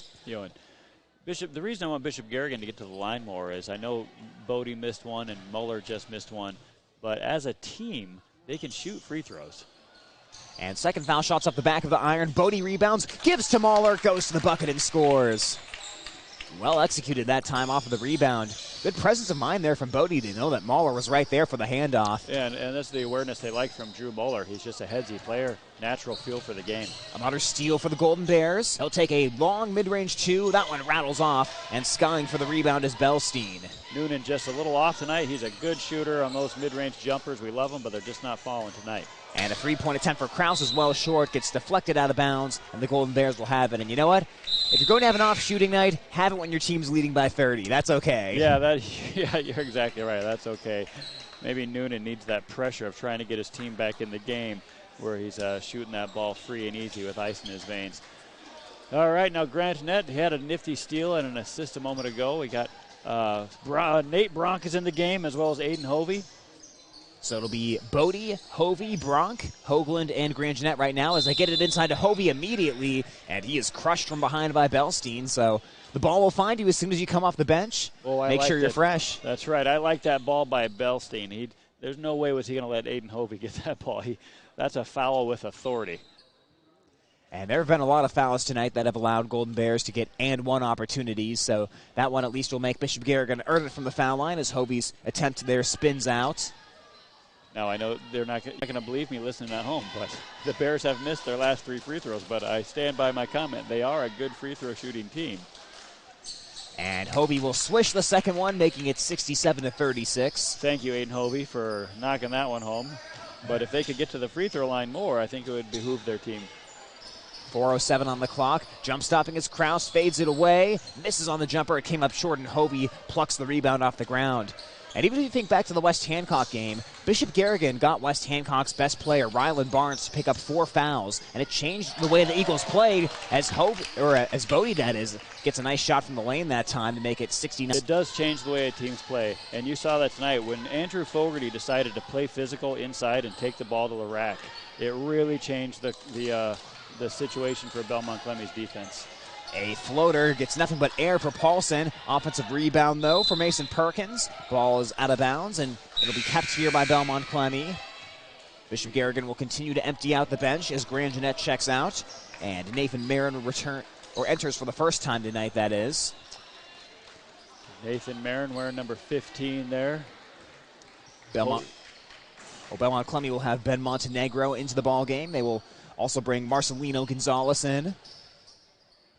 Montenegro to inbound it, bouncing it into a crowded paint area. Ethan German also in for the first time tonight. Slops a shot off the backboard, and that one will be rebounded by Bishop Garrigan. Hovey handling the ball here on the left wing. He'll fire a three-pointer, and he cans it. That's good to see Aiden Hovey knock that shot down. He shot a lot of three-pointers last year. He's got a pretty left-handed three-point shot. Started the season not hitting much, but that one was true. Hovey had been 0 of 12 on three-pointers before that, and now he jumps the pass and intercepts it. Flips it over to Marin. Marin to the baseline. Marin tried to throw a cross-court heave, but no one home for the Golden Bears, and that'll be a turnover with 2:50 and ticking. So Golden Bears here are going to pick up their second top of Iowa West win, and Belmond-Klemme will head to 0-12, and this will be another game for Belmond-Klemme. They're ninth, losing by 30-plus points if this margin holds over the final 2:33. Working the ball into the front court, it'll be Perkins. Perkins gets the screen and heads towards the right. Tries to go into the lane, lost the ball, got knocked loose again, and it went out of bounds. Well, the Belmont lineup in the game right now just is without a ball handler and having a hard time. Bodie feeds Nate Brock inside. Will go through contact and leave the layup short, but he was fouled on the play by German. So everyone getting in on the free-throw shooting act here for the Golden Bears, and it'll be Nate Brock's turn right now. So if you look at Garrigan, they've got Nemers played substantial tonight, Lear played substantial tonight, and Fogarty played, and Moeller all showed some skills taking it to the basket, playing in the paint. And now they come in at the end of the game here with Bronk. And Bronk's another player, very capable inside. He's a big man, plays big. He's got soft hands and good footwork. Bronk misses on both the foul shots. Ball will go out of bounds here back to the Broncos with 2:05. 72-36, and you know what? Coach Meister told me last week after we were talking after the West Hancock game, he really felt his team was capable of a 2-win week here with Belmond-Klemme and Eagle Grove, and even though they didn't get their 2-win week last week, this is a great start and should give the Golden Bears a little infusion of confidence as Hovey steals, flips it up to Hoagland. Pass knocked away, though, by the Broncos and taken. Now back the other way. Pass intended for Montenegro that time. Hovey knocks it away briefly, but it's picked back up by Perkins. Dishes to Montenegro, puts it off the glass, knocks off, though, and Bodie picks up the rebound. Outlets to Hovey. Hovey with a beeline to the bucket. Puts it up. He got fouled, and he put it in. Aiden Hovey would not be denied that time as he was staring that rim down, and he'll try for the three-point play. We haven't seen Aiden Hovey on the floor for a while, and he's come off the bench here and played with some passion. It's great to see. He's playing hard. He's breathing hard. That young man, good to see him turn things around here. That was a nice outlet pass by Bodie. The Bears are having fun out there. Nate Bronk is smiling. Hoagland's back in the backcourt smiling. Now we get Nathan Marin involved. Get him a bucket. Hovey drains the foul shot. Bishop Garrigan has tied the season high in points. 75-36 is the lead with 1:26 to go. Perkins jogs it into the front court, starts towards the right, picks up his dribble and bounces the pass to German. German will get it peeled away by Bodie, and Bodie will travel there. as I think he felt the contact coming from behind and couldn't get the pass away. Yep, he's just got to secure that ball. Bodie struggling with turnovers this season. Improving there, but that's an unfortunate travel to pick that one up at the end of the game here. So clock runs. Perkins to inbound it. Throws it right into Marin that time, and wonder if they're going to say Marin contacted the ball, didn't give him enough space, didn't go straight up. There we go. The officials moving him off the ball a little bit. They did force him to back up. It did look like Marin reached over a little bit that time, but yeah. Certainly excited to try to steal that ball away, as Bishop Garrigan's been doing. Now a nice shot. Layup is up, and it is good for Montenegro. His second bucket of the season makes it 75-38. Down the court to Marin. Bishop Garrigan wants to get him a bucket now. Marin looking, pivoting, and offensive foul. Tried to create space that time. And with 21 seconds left, Broncos get it back. Marin put his shoulder down, got called for the charge there, but he had the open 17-footer. I wish he would have taken that shot. He's a good little shooter. Knocked that thing down. 14 seconds to go. Broncos have it here. Montenegro handling the basketball, heads towards the right, loses it, goes into the hands of Perkins, who will hoist up a late jumper, and Hovey for the rebound on the weak side. And the final 2 seconds will take away a commanding victory by Bishop Garrigan when they needed it the most. 75-38 the final score, as the Golden Bears snap their 9-game losing streak and take care of business here tonight, a week that they're really hoping for 2 wins. But they got win number 1. They are now 2-10 on the season. And the spiral continues for Belmond-Klemme as they drop to 0-12, now 0-10 in conference play. We'll step aside here for a couple minutes for a quick timeout, some words from our sponsors, and we'll come back to wrap it up next here on Home Country Radio and the Algona Radio YouTube live stream. High school sports on Hometown and Home Country Radio, brought to you by these sports club members. Algona Frame and Auto Body Collision Specialist, a total commitment to excellence. Water Connection, from softeners to bottled water and service, call 295-SOFT. Dump It, commercial and residential garbage. They do the dirty work so you don't have to. Hy-Vee, use the fuel saver, fill your cart, fuel your car. Algona Livestock Auction, Highway 169 North, sale every Monday. Lusher Family Dentistry, serving your family since 1965 on Call Street in Algona. Style Salon, your salon in Algona. Create yourself. Farmers State Bank, proud to be part of our community for 125 years, with offices in Algona, Whittemore, and West Bend. Chemco Tires, they're all you need to know about tires and service. Sponsoring this broadcast on Hometown and Home Country Radio. When you need cash on the go, there's no need to pay a surcharge fee with MoneyPass. Iowa State Bank is proud to be part of the MoneyPass network of surcharge-free ATMs found nationwide. Look for the green and blue MoneyPass symbol on over 32,000 ATMs across the nation. Or find an ATM near your vacation spot or travel destination at MoneyPass.com. MoneyPass, another way that Iowa State Bank helps people succeed. Member FDIC.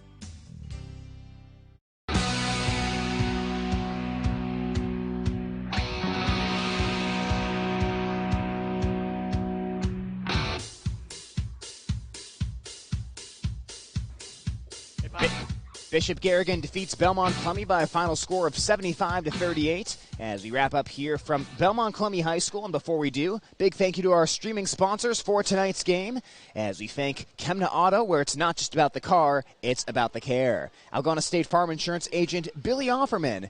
AMU, where they're community-owned for community benefit, and Families of Bishop Garrigan High School sponsoring sports streaming here on our Algona Radio YouTube page. Also, we give a big thanks to Greg Penning and Company, certified public accountants, as they have sponsored our scoreboard graphic here throughout the rest of this season. Well, as Bishop Garrigan wins this one here, they do pick up their second victory of the season. Again, final score 75-38. Both wins coming against Belmond-Klemme. And, you know, Beanie, Golden Bears have been trending in the right direction here for a couple of games. They've been so close against quality opponents like Forest City. And I think Belmond-Klemme came at the right time, and Golden Bears are able to put it together and have the dominant performance that they've been looking for. Yeah, dominant performance. They've been playing really, really well. So close in so many games. And you're right, Tyler. This couldn't have come at a better time. They came out playing well tonight, played good defense, took pretty good care of the ball, but really got some offensive presence going inside with some good, powerful basketball with their bigs. And, you know, they didn't need Noonan and Grand Jeanette and guards shooting outside and slashing to the basket because they really just played the power game inside. And that's another good important step for the Bears. Recognize what their advantage is against whoever they're playing and take advantage of those advantages, as redundant as that is. But I thought they did a nice job tonight recognizing what to do.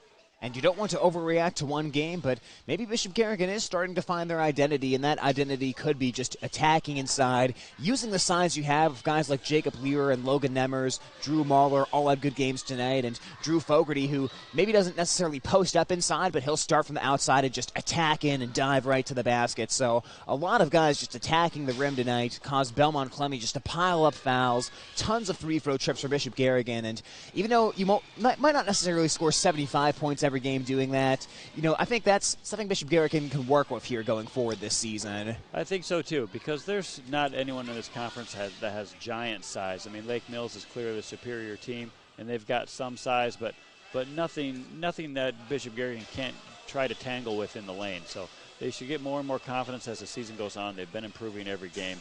2 wins under their belts now, and they're still nearly half the season still in front of them and the postseason. So a lot of time for a lot more improvement on this Bishop Garrigan boys team. Yep, no more Angelo Winkle in the conference for any team, I think, is one of the things you're saying is players like him who can protect the rim like that. Not a whole lot in the top of Iowa West, so Golden Bears do have some good players inside like we saw here tonight. It's just some impressive nights from a lot of different Golden Bears here. But win number 2 of the season, they'll get ready for Eagle Grove on Thursday, and now you can start to think about, hey, 3 close games, now a win. Maybe you can stack a second win in a row, and all of a sudden, second half of this Golden Bears schedule could look a little bit brighter than the first half as this young team starting to learn a little bit more, play a little bit more clean, take slightly better care of the basketball, all the things that were a little bit rocky at the start of the season that, again, still need a lot of improvement but have made at least a slight improvement recently. Yeah, any level of basketball, it takes a Golden Bear team, having such a completely different team from last year coming into the season. Taking a while to mesh, but tonight we saw a lot of good combinations happening, players working well together. Now the coaches have a lot of different lineup opportunities, a lot of different lineups to look at depending on the situation. We've seen different players enter and exit. And so, they're really starting to see what players are meshing well and what players are working well together. And it's really it's taken, a lot of games to make that visible. But I think it's becoming clearer now. So Golden Bears take this one by a final score of 75-38. As we'll remind you that our next basketball broadcast comes up on Thursday night with Bishop Garrigan against Eagle Grove. So we thank you for tuning in tonight, and we hope you'll tune in for that one. That does it for now. We'll send it back down to our regularly scheduled programming in the studio next, right here on Home Country Radio, KLGZ. More Sports Club members making these broadcasts possible on Hometown and Home Country Radio. Catholic Charities, offering professional counseling services to families and individuals of all faiths. Learn more at cathchalk.com. Algona Plumbing and Heating, where a good flush always beats a full house. Grassmasters, get tips and advice from their lawn care professionals. Grassmasters, growing satisfied customers. American Glass, for all your glass needs, think American. Practic and Wellness, serving Algona, Sway City, and the surrounding areas for chiropractic, massage, nutritional care, and physical therapy services. Dr. Bill Stroman, giving you something to smile about. Jake Ingalls Electric, for shockingly good service, call 320-4286. CB Grain Solutions, satisfaction guaranteed. All bringing you this game on Hometown and Home Country Radio.